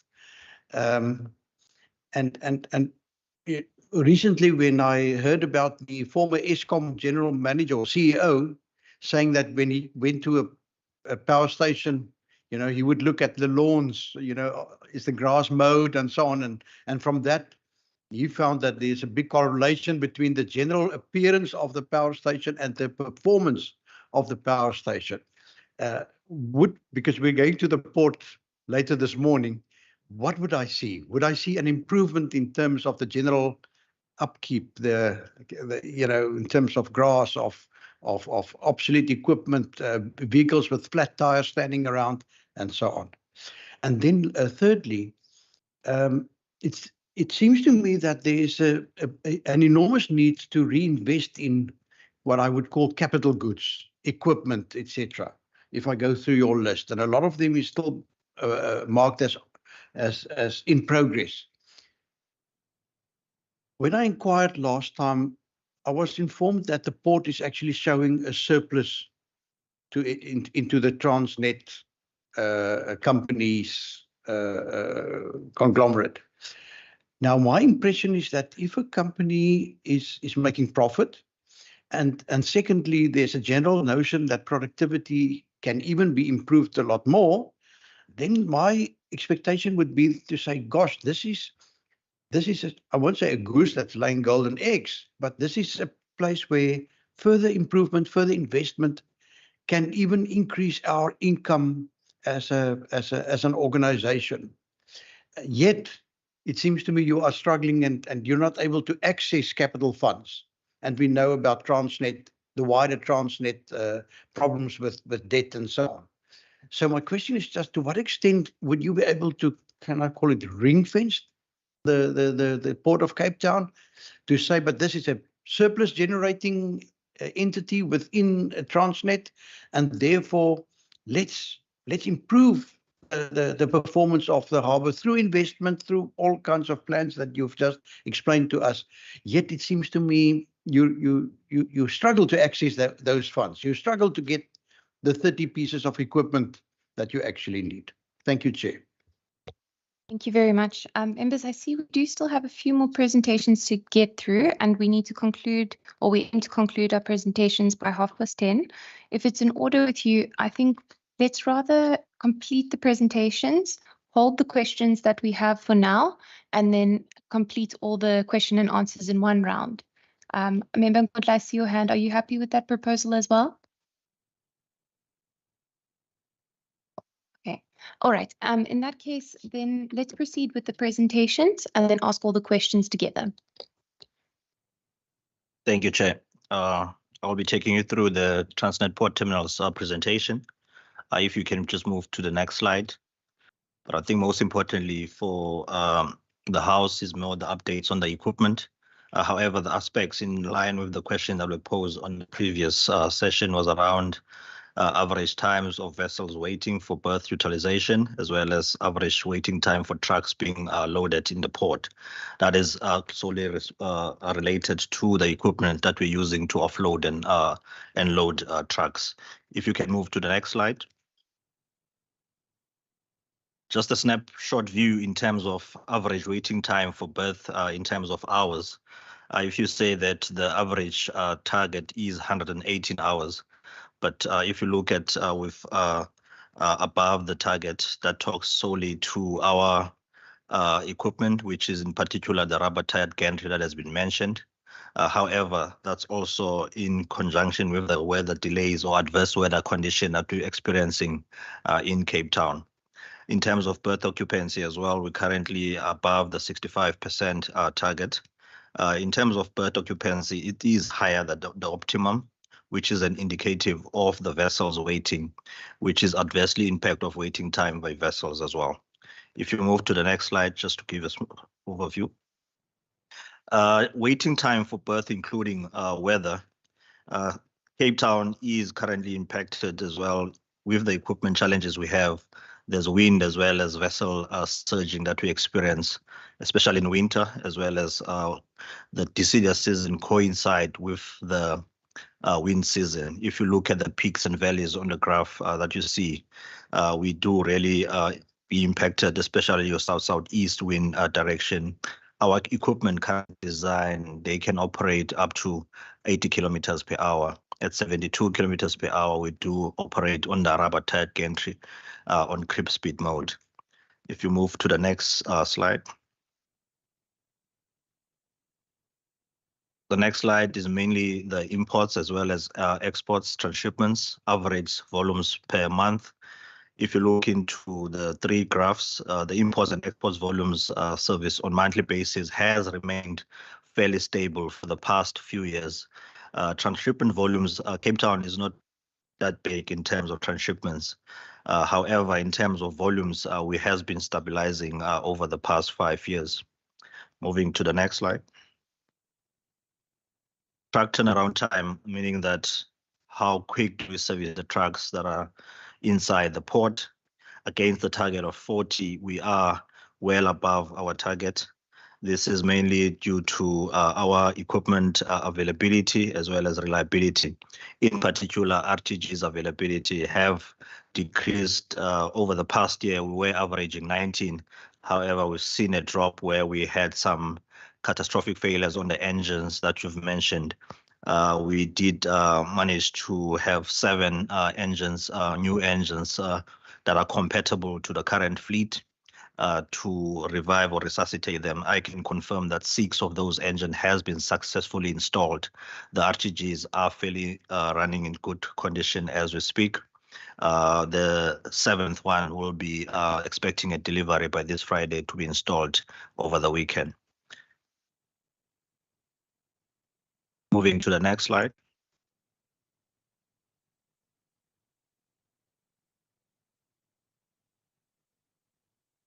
In terms of,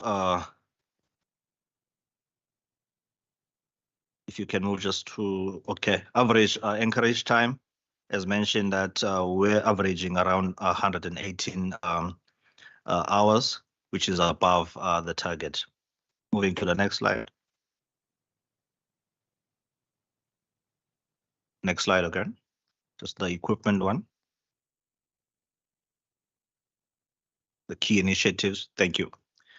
In terms of key initiatives, projects that has been achieved thus far is the relocation of the 9 crane from Durban. This is in line with the refurbishment program that we need to undertake for the ship-to-shore cranes. We can confirm that this has been completely commissioned, is currently in operation. The cranes, the ship-to-shore cranes will be going or undertaken for midlife refurbishment as prescribed by our OEM maintenance schedule that will be starting next year in May 2024. RTGs, we've seen an increase last year. However, as mentioned, due to the engine failures we've experienced, we've lost 7 in total, but we managed to resuscitate 6 RTGs to date. We've seen the numbers going up to 18 operational RTGs. There is also a drive of the 7 second-hand RTGs from LA is currently on waters. It has already been loaded from LA, so we are expecting the arrival on the 3rd of December. The RTGs will be roll on, roll off, then the testing thereof and commission. So 2nd week of December, we should have those RTGs in operations. In line with spare supply contracts as well, in support on the reliability, as we're well aware that our RTGs, rubber tire gantry, are aging, and reliability is a concern for us. So in addressing that, we do have a 3-year spare supply contract to ensure that we adhere to our maintenance schedule as well as maintenance regime strategies. We also have technical support for both ship-to-shore cranes as well as mobile harbor cranes for our CTMPT, which is a complementary terminal for the city terminal. In particular, where we have to, in windy conditions, we have to divert vessels to CTMPT to alleviate the congestion at anchorage for the main terminal. So those contracts will be assisting us in alleviating the pressure to have equipment out in operation for the longest time. In terms of short tension units, yes, we did receive the 2 short tension units as mentioned by our authority, which is TNPA. There is an additional new acquisition that is expected by next year. In terms of acquisition of new equipment, I think that's where we're really focusing as a terminal to replace the current fleet. I can confirm that in terms of the long-term OEM partnerships, we will be making an award by December this year.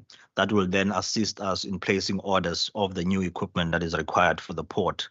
But the stopgap currently is hence we went out to undertake the list, the acquisition of the second-hand RTGs, just to take up until we do the replacement of the current fleet. Thanks.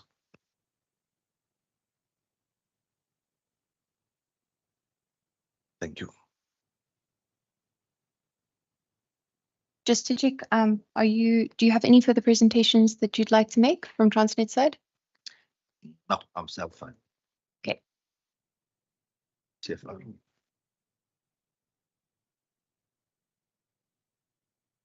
We have the outstanding freight rail presentation. Yeah. Okay. Yeah. Yes. Thank you, Chairperson. I'll be taking you through the freight rail side of the presentation. Good morning. All right. We are Cape Corridor. As you would know, that Transnet Freight Rail is divided into a corridor model. Apologies, sir, your mic is still on. If you could just turn it off. Oh. Sound should be working now. All right, I'm just looking at the screen because it's. Can we go to the TFR presentation? I think if you could just sit a bit closer to the mic as well, that would help with the sound.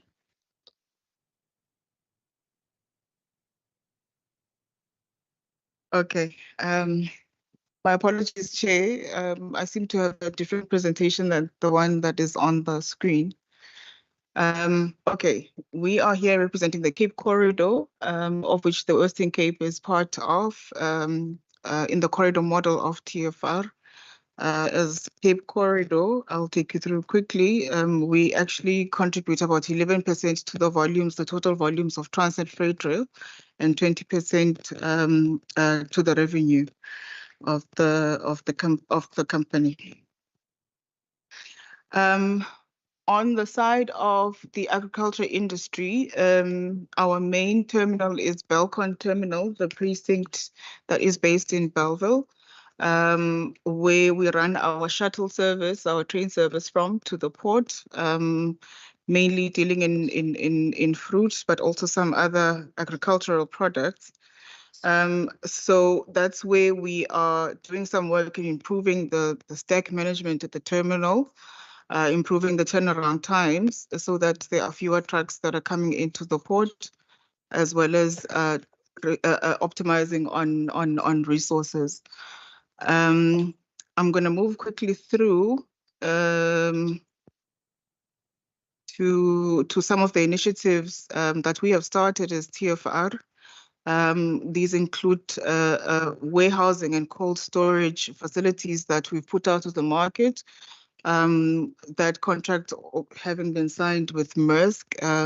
Those who are aware of the area would have seen Maersk has already started operating in Belcon, staking their containers there, but there's also a big plan to develop warehousing and cold storage facilities there.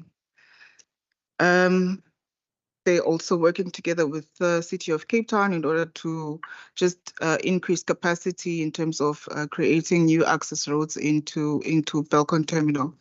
So it is going to be a big operation there that we are running with Maersk as a public-private partnership. Just oh, sure. All right. Some of the initiatives that I wanted to mention, the projects that we are running. There are plans to improve the infrastructure between Bellville and the port, but also between Bellville and Wellington as part of increasing capacity so that we are able to increase the volumes and attract more volumes back onto the rail. Next slide, please. Just in terms of capital that we are planning to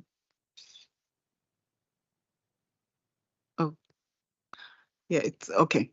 In terms of volumes for Belcon Terminal for 2023, the total volumes we have projected 400,000 tons, but we are looking to increase that, especially with the reefer season starting in December. In fact, some of our operators are not here because they are meeting with the industry to plan for that. Major challenges that we have experienced include security on the infrastructure, cable theft and vandalism, especially on the line between Bellville going to Worcester. But some of the security interventions we've implemented, including the outcomes-based security contracts, are starting to bear fruit. We are seeing just a little bit less a reduction in the vandalism and the cable theft of the signaling infrastructure, which has caused major delays and major reduction in the capacity that we've been able to deliver. Yeah, so you would know also there's issues with the locomotives, but some of those are also coming into play. But mainly, I think there's a lot that TFR is doing in terms of trying to curb some of the challenges that we are. What we are, I think I'm most proud of, is the public-private partnership initiatives that we've implemented. And we hope those will start to bear fruit also, just in terms of creating employment in the areas where we operate, especially for the youth in the Bellville area. Thank you, Chair. Thank you very much. That's definitely a very exciting announcement. So thank you for sharing it with us. Members, I'll now open up to questions with us having concluded the presentations. I note Member van der Westhuizen's question, and I understand it's been jotted down. I saw Member Nkondlo had a hand previously. I just want to check with Member Nkondlo if you'd like to pose your question now. Member Nkondlo, please proceed. Thank you, Chair.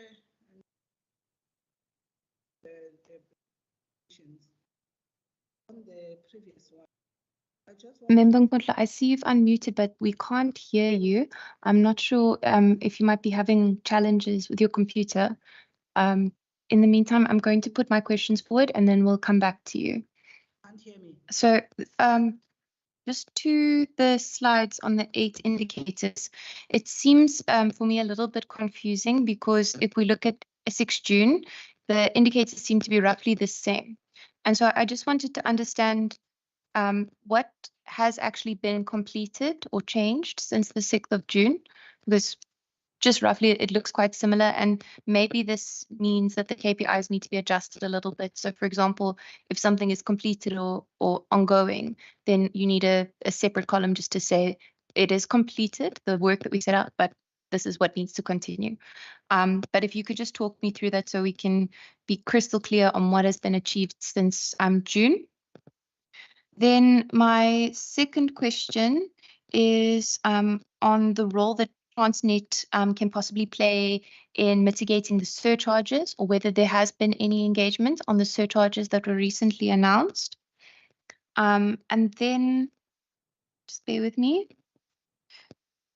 So on the 8-point plan, one thing that I would like to understand a little bit better is if tomorrow, for example, we manage to complete all of the indicators of the 8-point plan, what would be making us smile? What would be the crystal clear thing that we have achieved by the end of it?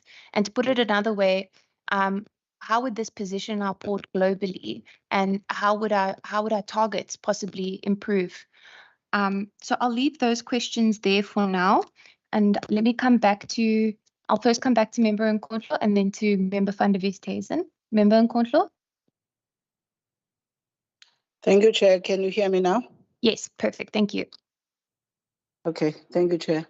On the first presentation, I just wanted to understand, I think this issue of the weather and its impact in the port, one would recall, I'm not sure whether it was in the previous or the current administration, but some time ago, that the committee had visited the port, and I think in the discussions with some of the officials, there was an indication by some that there is currently a technology that is already being used in the Eastern Cape, I think Port of Ngqura, to help, I think, with the wind conditions and their impact. And at the time, it was like Transnet would then be considering that for the Port of Cape Town. Now, I'm not sure whether it is me. I'm hearing that this is a matter that is still not resolved. If I didn't hear properly, please clarify for me, because that would have been an understanding one had had, that some solution or technology is available in the Port of Ngqura, you know, as something that Transnet could actually be able to utilize in this particular port. And in relation to that, Chair, is to understand that given the season that we are actually approaching, has there been any forecasting done? And one speaks from just a pedestrian, you know, who has been affected by weather, not as a specialist, but I would just say, having being a Capetonian, that wind has become a biggest challenge, I think, in Cape Town these days. I'm not sure whether such forecasting has been done and its potential of the interruptions for the kind of the demand for the season that is upcoming, and what are some of the solutions that have been put in place in that regard. And then for me, the other one, Chair, is that between Transnet and the industry has actually, I would assume, because there's an indication that there's been good relations in terms of engaging with the industry, has the actually the actual demand of the industry for this season been confirmed, and is Transnet at this point can it declare or confirm to us that they are ready? And are there no issues of concerns from their side, given some of the things that are still in the plans as we are going to approach the season. Because one thing that I understand has been an issue and it's out there in the public is the concerns of capacity from Transnet side to meet the demand of the season as it approaches. So I think, Chair, I would want to ask that, and maybe my last one on the TFR is that when you speak about security, vandalism, and cable theft, what has been the cost of this to Transnet versus what you are paying in terms of your security contracts to date? Thank you. Thank you very much. I recognize Member van der Westhuizen. Thank you, Chair. Thank you very much for these presentations. It is really, really so informative. If I may ask, there was well, I'm under the impression that the weather plays a big role. But if I look at this one slide which says waiting for berth, excluding weather, and then at the bottom there are actually two graphs on that page. At the bottom there seems to be weather percentage contribution. Then it seems to me as if when the weather's contribution is high, the average waiting time for berth is low, which doesn't quite, you know, I don't quite understand that graph. And perhaps you could just explain that to me. The second one is also when you say that, you know, this is above target, it seems to me in terms of waiting times and so on, being above target seems to me actually what is we generally understand as below target. You know, you want to be as quickly as possible. So perhaps if you could just say, for example, there at the truck turnaround time and so on, it really seems that in 3 years, there were only 2 months where you really met your target in that respect, in terms of turnaround times, etc. And then also we've read in the newspapers that MSC and Maersk are now going, or they're considering a surcharge due to the delays, etc., which I think is quite disconcerting in the sense that, you know, this enhances the image of our port not being productive, not meeting targets, not being up to international standards, etc. Perhaps if you could just assist me as to the implications, because I think the implications may go far wider than just the financial implications for our importers and eventually the public of South Africa. And then lastly, during our previous visit or engagement, and I really, Chair, want to say thank you very much for the strong delegation that you've sent and all the information that you're sharing with us. It was said that one of the problems was an agreement with OEM suppliers for some of the equipment, in the sense that in the past, when you called for bids or went out on tender, you know, obviously price played a huge role. But then since then, you've said that we're now going to focus on rather original equipment manufacturers, and we're rather going to expect of those people to have minimum supplies or minimum stocks of certain spare parts, etc. My impression is from your presentation today that that was indeed addressed and that situation has indeed improved, so that the downtime for equipment has now, you know, been decreased, or the situation has improved considerably. Is that impression correct, or do you still experience sometimes problems that those responsible for the maintenance of some of your equipment is not coming to the party and not able to fix the equipment as per those agreements? Thank you, Chair. Thank you very much. I would like to just sneak in one last question. My last question is, agricultural goods for export are expected to increase by 25% because of good rain in the season. Will the port cope, considering the deterioration of equipment that might be necessary? And will they be able to keep up with expected increases in volumes? If yes, if you could please provide the details. Thank you very much. Thank you very much, Chair, and thank you, members, for the questions. And also, keeping us in check. I like it when we keep on referring to what was said the previous session, because that's how we monitor progress. Chair, I will answer some of the questions because I've realized that the questions are cutting across all the other operating divisions. And my colleagues are going to come in as well and give answers to those questions that are relating to the operating divisions. And I'm also not alone here. I'm with the port manager, Rajesh, particularly on the surcharge. I know he was in a meeting yesterday. He will expand on what transpired from that meeting. Starting with the question from Chair on the indicators and also the clarification on exactly what was completed. As I said earlier, that where we put a green color, it says complete, and then we put a slash ongoing. That means we have done what we're supposed to do, but we continue monitoring the progress because there will be other actions coming out from what we have done to complete that particular initiative. So if I can just give an example. If we can go to slide number, the one which talks about the 8-point plan, item number 1 and 2. Long wave, and then we mentioned that the short tension, one set active, and we have secured 16 additional units for the Port of Cape Town. With that one, we say, we promised at the time that we are going to have the short tensioners. They are there, but we went ahead with a bigger project now to secure about 52 for the entire port system and 16 dedicated to the Port of Cape Town.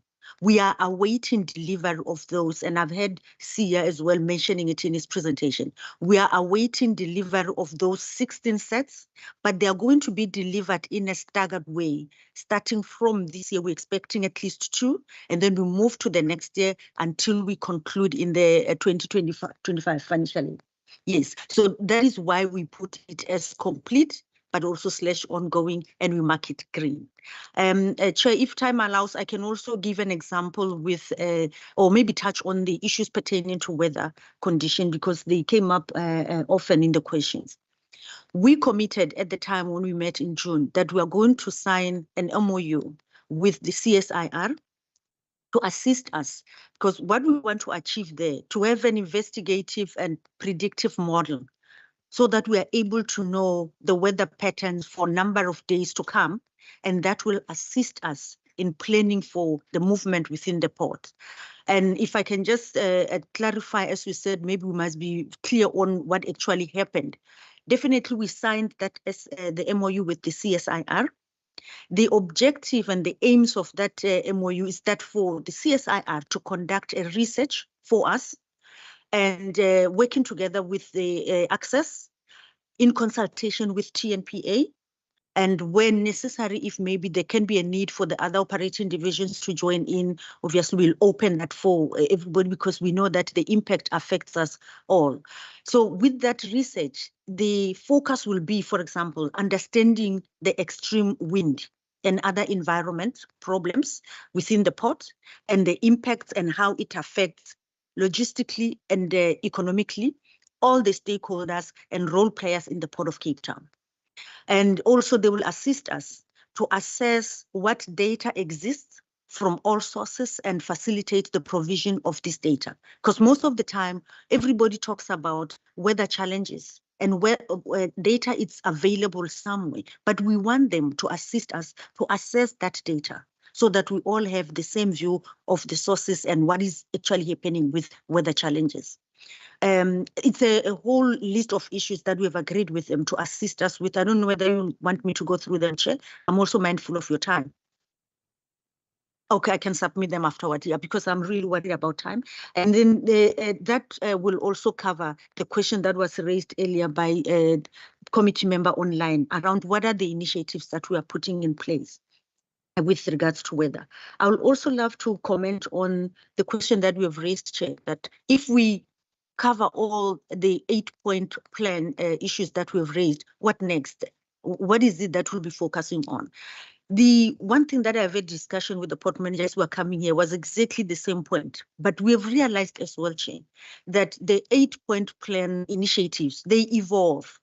When we meet one, it will trigger us to come up with another activity so that we sustain what we have achieved. Hence, we put it in that way to say we've completed, but it's ongoing because we need to sustain them. And from our side, as we continue with the work, it's how it's going to assist us to make sure we reach that desired end state to be an efficient port and the port system for the Port of Cape Town and without for the entire country. So I don't see a situation where we can say we've closed on all of them. They are evolving, Chair, and we'll keep on adding other initiatives as they come through. Just a practical example, with the work that is done by the CSIR, they will definitely come up with recommendations, and we'll have to implement those recommendations. The work done by the PwC as well, it came up with a whole list of recommendations, which we're now working with the terminal operators so that we can implement them. And the question around the surcharge, I can touch on it as well. Definitely, we are aware of the notification. And the question was whether we've engaged them. Engagements are ongoing. And as I said, there was even a meeting yesterday. Let me allow the port manager to cover that point as well, just to the issues that came out from the meeting, Rajesh. Thank you, Advocate, for the opportunity. With regard to the surcharge, 3 shipping lines have given an indication that they intend imposing a surcharge on all imports from all international destinations to all South African ports. It ranges from about $100 per TEU to as high as $400 per TEU. There are 3 shipping lines who have given this indication. It is MSC, it is Maersk, and CMA CGM. We have had very high-level initial discussions as the Port of Cape Town. We will intensify those discussions in the coming weeks, and we will most certainly also engage the shipping lines on a national level. The underlying assumption is if we eradicate congestion, the surcharge should fall away. So that is our immediate aim, to ensure that no vessel calling is going to incur any form of congestion. Thank you. Thank you, Chair. I will hand over to Transnet Port Terminals to attend to the questions pertaining to them. Thanks. Okay. Good morning, Chair, and the members once again. I'm going to take a couple of questions that were raised related to TPT. I'm also going to start with the surcharge that we all are worried about. Also, to make a little bit of a disclaimer for the session and in line with time, I guess there's a lot that we would like to share with the Standing Committee as TPT, just to give some understanding on other things that you probably not privy to at this point in time. I'm learning from the questions and also related to some newspaper articles that we've been reading. So we would have loved to share with you a whole lot of things that are currently happening that are not transparent perhaps at this point in time. The issue of the surcharge related to all Transnet ports at this point in time, I think on our side as TPT, we are already engaging with the shipping lines. Of course, some of them are related to the inefficiencies that are being picked up on the system. A vessel that calls Durban is still going to be calling Cape Town, and therefore we end up having those delays. And we have plans in all our different ports, or port terminals rather, to ensure that we strengthen on the efficiencies, on the equipment and other things. We've got a whole long plan related to the equipment in all our port terminals. So those efficiencies will therefore assist with the turnaround of the vessels, which is the fear that the shipping lines are sitting with. So, and then I'm going to move to weather in Cape Town. Our biggest season, I guess the honorable member on the line was also touching on what are the key things that we are doing now that we are in the season. Unfortunately, our season collides with the bad weather conditions in the Western Cape. And the weather is broken down into 3 parts. 1 being the high swells, and 2, it's the fog, and thirdly, it is the wind. When we are in the winter season and we experience high rainfalls, that's when we experience the ranging of vessels. The system that the honorable member was asking about, saying we said we're benchmarking with Mucha. That is the same system that Phyllis presented on, which we call the short tension units that assist you when you have high high underwater currents, the high swells, and the vessels start ranging. It holds the vessel so that we can continue as TPT to load the vessel. We already have them installed. When you do a walkabout, you'll get to see them. And Phyllis has already touched on the plans to have all beds fitted with. Two, as TPT, we are running a project which is aimed at mitigating against the wind. The plan is to have remote working. We have just completed our feasibility studies. We're now going to be going into the business case process and solicit funds and go into implementation. The remote working is aimed at taking the key equipment in the terminal, your ship-to-shore cranes, as well as the RTGs. We will, in the future, be operating those key equipments remotely. That then assists us with the wind issues coming from the weather that everybody's talking about. We'll later on, once we have a proof of concept of what has been implemented, move over to other equipment, i.e. your haulers. There was also a question that was asked about what are we doing. That's what we're doing as TPT. At this point in time, what are we continuing to do is that we continue to monitor the weather. We're working with weather services. We have tools in the terminals as well that are assisting us to monitor the weather on a daily basis. We were asked also about the demand now that we're in the season and the capacity in the terminal. The terminal has a full capacity. And in fact, we have increased our capacity. If you talk about the season that talks to the reefers, we have increased our capacity in both our terminals in the west, in Cape Town, which is your MPT, as well as City. We have more than enough plug points. There was a question, Honorable Member. You said the last time you visited, there was a lot of scrap in the terminal.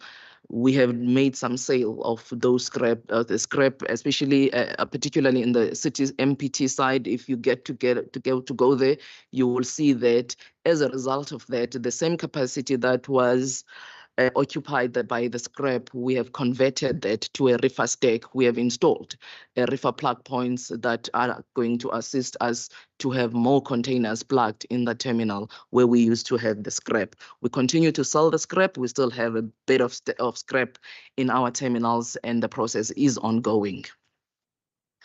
The only capacity issues that we have at this point in time, it is what we have also been sharing with everybody, that we have a challenge on the RTGs. And the reason with the challenge, it emanates from what did not happen years back. Our RTGs were due for midlife refurbishment in 2016. Due to other financial constraints that Transnet experienced at that time, they were not taken for midlife refurbishment. I just want to share with the standing committee that our shareholder minister was at City yesterday. He also did a walkabout with us. We were also sharing with him exactly what I'm sharing with you. And he came to give us the support. And with all the plans and the acquisition of new RTGs, he has pledged his full support on that and accelerating the process thereof as well. So we also spoke about the replacement of, the acquisition that we have made of second-hand RTGs. We loaded our very last one. They are already in the water. They are coming to Cape Town, due to be delivered in South Africa, Port of Cape Town on the 3rd of December. The 7 RTGs are going to add on the fleet. Everybody has been referring to 32 RTGs. That is correct. That is the design capacity for the terminal. Ideally, we're supposed to be having the 2 RTGs, but we operate with less than capacity. We're now beefing up our RTGs, with the 7 that is also coming over and above that. We also touched on the OEM partnership strategy. We're done with the negotiations with the OEMs. We are now completing our contracting, due to be awarded by the end of this month or towards the first week of December. Immediately after, we will be placing orders for the new equipment, for all the spares that you're talking about, that everybody has been referring to. And based on our acquisition plan for the replacement at this point in time, the first batch of brand new RTGs is expected to be in November 2024. However, the minister yesterday, he had a different view that he would like to accelerate that. In the meeting with the minister yesterday, I also had the industry for the deciduous fruits, and they also have the plans. They got those plans from the minister directly. So the spares, while we were waiting for the award for the long-term partnership with the OEMs, we do have the spares contract in place, which are rolling over 3 years. And also over and above that, we also have technical support that we get from our OEMs. For the big equipment like the ship-to-shore cranes, I already have LIBA on working with us from the 1st of November. They are responsible for the key equipment, the ship-to-shore cranes, which you will see when you get to the terminal, when you do the walkabout today.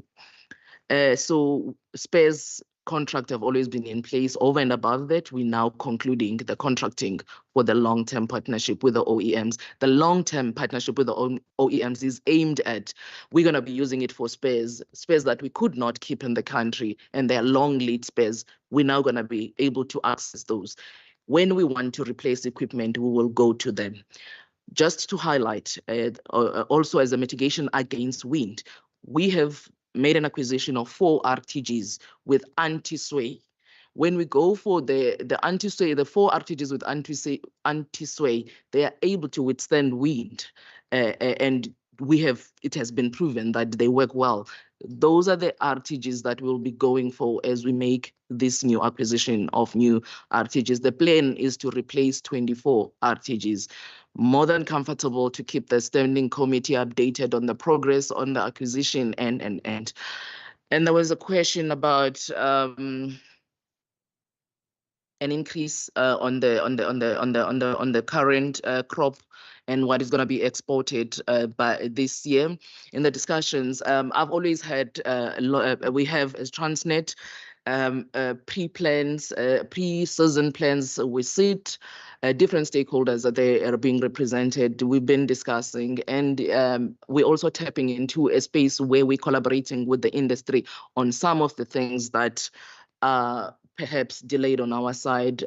As we speak today, the industry is actually sending some information to the minister as well, in line with the discussions that we had yesterday and how we can make the season a success. At this point in time, we're very much comfortable that we're definitely going to be making the season a success.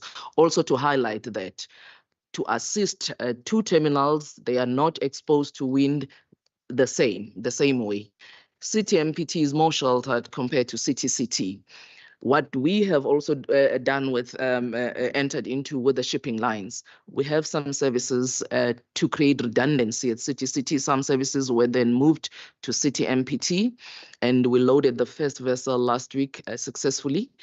We're going to be having more vessels during the season, including the American line calling at City MPT, because we've got a different type of equipment there. So those are the things, and we have also increased our plug points at City MPT. Those are the things that we have put in place to ensure that the season runs successfully. Thank you. Thank you. Does that conclude your responses? All right, thank you. Members, any? Okay, TFR. Good morning again. I'm Charlene.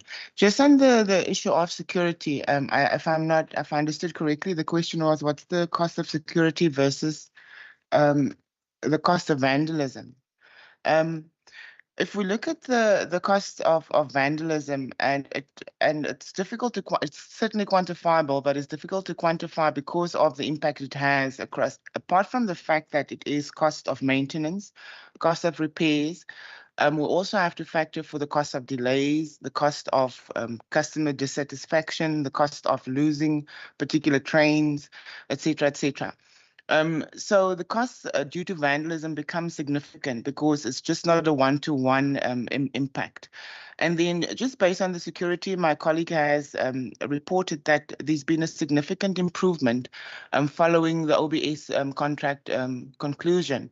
So the outcome-based contract is based on the premises that, you know, and the cost of the security is linked to performance. So the more the security enables us to reduce the impact of security incidents on customer service, on the volume losses potentially, you know, so the charges that they levy is based on that responses to enable that. So they started at the beginning of June and of July on the Cape Corridor as such, and there's certainly a trend available. But at this point, I do not want to commit to offer a number in terms of quantifying the value of the security because it is linked to specific targets and specific performance indicators. I hope that satisfies the question, but we are of course open to provide detail if it is required. Thank you.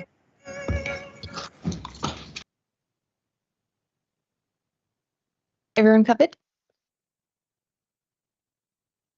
Chair, I know that there was a question on the capital expenditure program, honorable member. Just to clarify one line from, and I know it was directed to TNPA, just to clarify that we don't struggle to get a capital or budget for our capital program. Actually, we do have every initiative already allocated the amounts and the budget. We just need to make sure that we implement those initiatives and those projects. Thanks. All right, thank you very much. Members, we'll take our final round of questions. I recognize firstly Member van der Westhuizen. Yes, thank you, Chair, and thank you. It's really been a most informative meeting, and may I say I'm impressed by the responses and really looking forward to the improvements that you're promising. But the port is also linked to the railway system and to getting goods to the port. So you refer to Belcon, your inland terminal, and future investment in Belcon. But my impression is that the trains taking containers from Belcon to the terminal are perhaps not running as they should. If you could just perhaps tell us what percentage of the, can I call it, containers go through Belcon? What percentage of the containers that do go through Belcon are eventually brought to the terminal by train?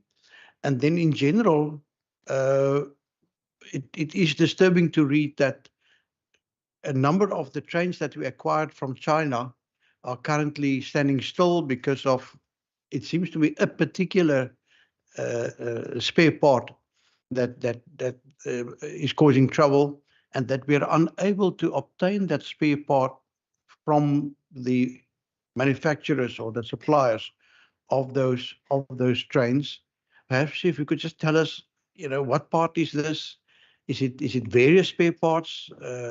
Is it something that we could develop through our own engineering capacity within Transnet? Aren't there other ways? You know, there were days when in South Africa we suffered from severe boycotts, and yet people were able to circumvent some of those barriers. Is there no other way in which we would be able to get those trains up and running again? Because as we know, our economy is suffering badly from the fact that we cannot get our ore to the overseas suppliers. Our mines are not paying that number of the amount of taxes that they've paid in the past, which is causing problems for our government and its commitments. So it seems to me as if this is an extremely important component of Transnet that is currently actually hampering not only the work of Transnet, but particularly also the economy of South Africa in general, and therefore growth, employment, and everything that goes with it. Thank you, Chair. Thank you, Member. Are there any members online or in the House who have further questions? I see none. I'll put my last questions forward.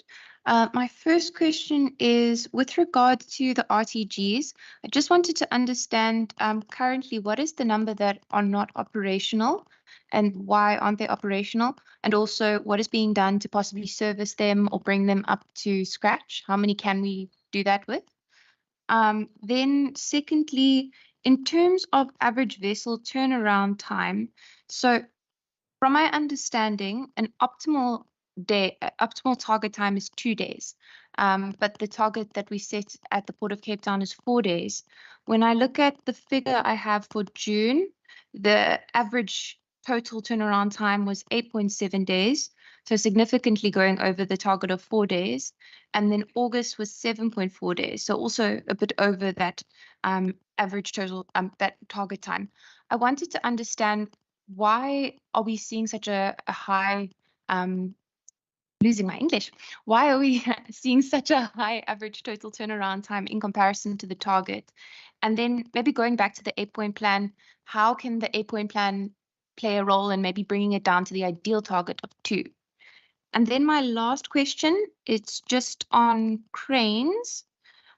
So similar to the question I had on RTGs, how many cranes do we currently have versus how many do we have that are not working? What plans are there to bring those that aren't working into operation, if they can be brought into operation? And what is the reason that they're inoperative? Right, just checking again, any last questions? This is our last round. I see none. Thank you. Okay, thank you. Let me take the questions. I will respond on behalf of Rail first. The honorable member asked about what can be done on the spares and what can be done to ensure that there's more rail coming to City or the Port of Cape Town. We do receive rail to the Port of Cape Town, but not to the level that which we would want to receive it, and mainly because of a long-standing discussion that we've been having with the ministry, with the industry as well as our customers. At this point in time, rail has cut to the bone when it comes to the tariff between Belcon and the port itself. Just want to highlight that we now have 2 inland terminals in Belcon. Maersk, they've developed one with nice facilities as well, which is currently working, especially going to assist the season during this time. We really encourage that people use those facilities because it's going to decongest the city as well. It's easy when you bring a train into the terminal. Belcon has got about just below 100 plug points. Belcon continues to work as well. So we are receiving trains in the Port of Cape Town at a design of 3 per day. So literally the terminal can handle 3 trains per day. We have an equipment called an RMG that is available to offload the trains there. And our turnaround when we offload the trains is actually 1 KPI that is on the green at this point in time. We're hoping with the season that we're going to be getting more of these trains using the 2 facilities in Belcon, the one that belongs to Maersk and the one that belongs to Transnet. In line with the spares, honestly speaking, if we reflect to who we are as the Western Cape, there is no impact on the locomotives that we are using to shunt the trains or bring the trains, which are the 34 class and 36 class diesels, into the terminal. There is really no impact at this point in time. The Chinese impact on locomotives are on the new locomotives, your 43 class diesels, your 23s and 22s.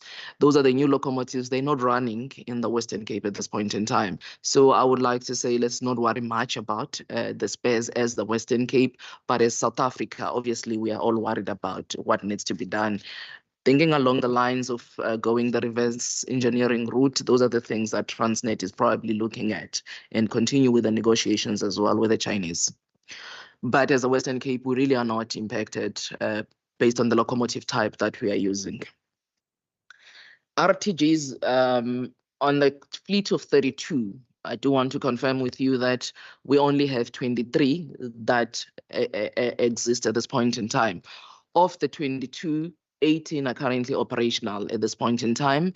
And with the spares contract in place and the work that we're busy with, we're resuscitating the balance to get back to 23.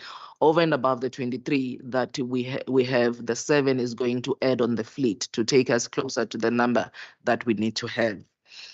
On the ship-to-shore cranes, we have a total of 9 ship-to-shore cranes. The terminal is a 7-gang terminal. We work 7 gangs. What do I mean by that? At any given time, we are working 7 cranes.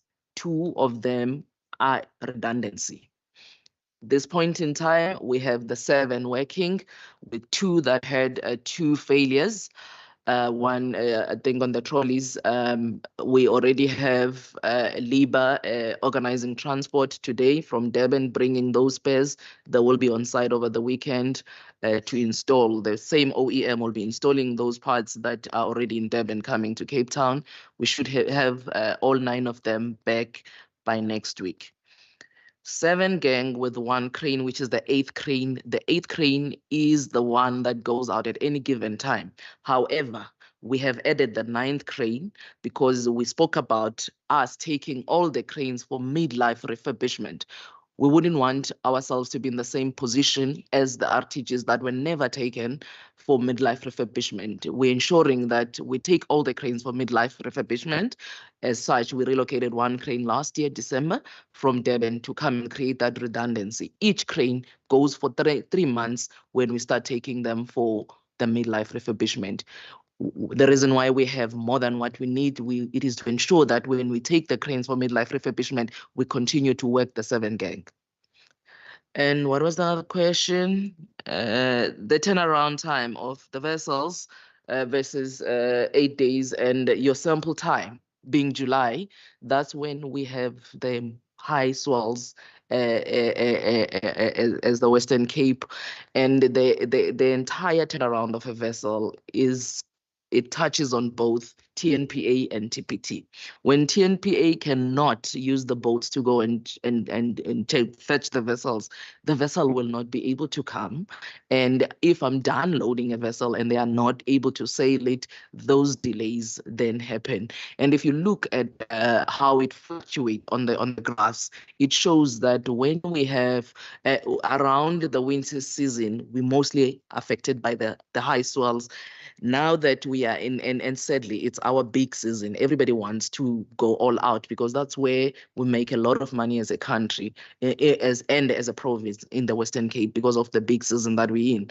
Unfortunately, it collides with the wind. You will begin to see those delays related to wind now. And then early Jan, you're going to be having a lot of fog in the morning.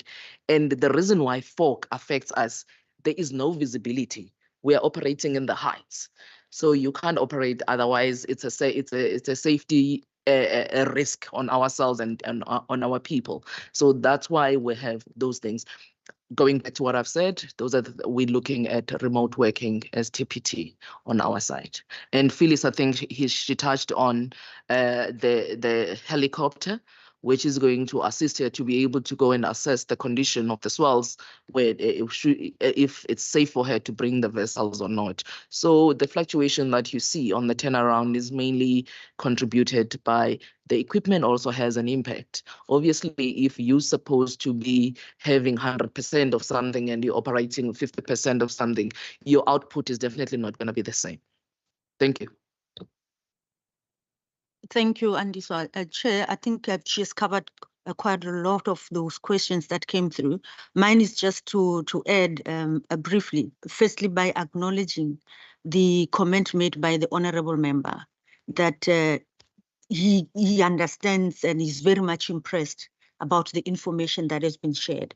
And this reminded me, when we were here in June as well, remember, Chair, there was also a comment to say we were here to listen to the initiatives to make sure that the port is running well. But when we listen to what is happening, we are getting comfort that things are really moving forward in the port. So for me, I just wanted to reflect on that, to say these engagements are assisting us also to come in here and just clarify if there might be some misunderstanding or where we leave each other in terms of what is happening in the port. And if there is any contribution or assistance that could come through, obviously we will have to work together. And I just want to say, Honorable Chair, we really appreciate that comment. And that is the main intention, to say, can we clarify and then we share the information so that we are all on the same page. And the issue around the ship turnaround time, I can also just add, and this one covered it very well, just to clarify further, to say, when we talk about the definition of a ship turnaround time, the terminal also get involved in terms of their contribution on their side. But as she put it clearly, it starts with us as we move in the vessel. So the impact will be felt by the authority side and also on the terminal side, and the overall comes out as a very concerning picture, as we have read. But what I like as well, Chair, is that you went into the actual numbers, and that gives us comfort that you also look at them and say, you know what, this is what we've committed, but this is where you are. And some of the things, as we said, they're just beyond our control. We're trying as much as we can to make sure that we meet that target. Thank you so much. Thank you very much, Advocate. It was indeed a pleasure to have you back again and to have the team back again. I do, and the committee as well, very much appreciate the transparency, showing us that you are really putting this 8-point plan action in work and you are delivering. So we are grateful for that. And I think it's hard to explain how the information that you provide with us also provides so much confidence to the people of this province, to the industries, to various SMMEs, because I think people can operate in silos and information can obviously be spinned or confused. And so that's why today's engagement, I feel, is so critical. And I would like for us to continue this really, really constructive relationship, because honestly, I think it is for the betterment of everyone in this province. And with that, I would like to again thank you. Please help yourselves as well to any snacks or any refreshments that are in the meeting room. Before I adjourn, members, I would just like to inform you that, of course, we are going to the port. And so if you could please make your way down to the Dorp Street entrance and we'll depart there. Transnet has kindly provided us with transportation at 22:12. So we'll leave sharp. And with that, thank you very much, everyone. Meeting adjourned.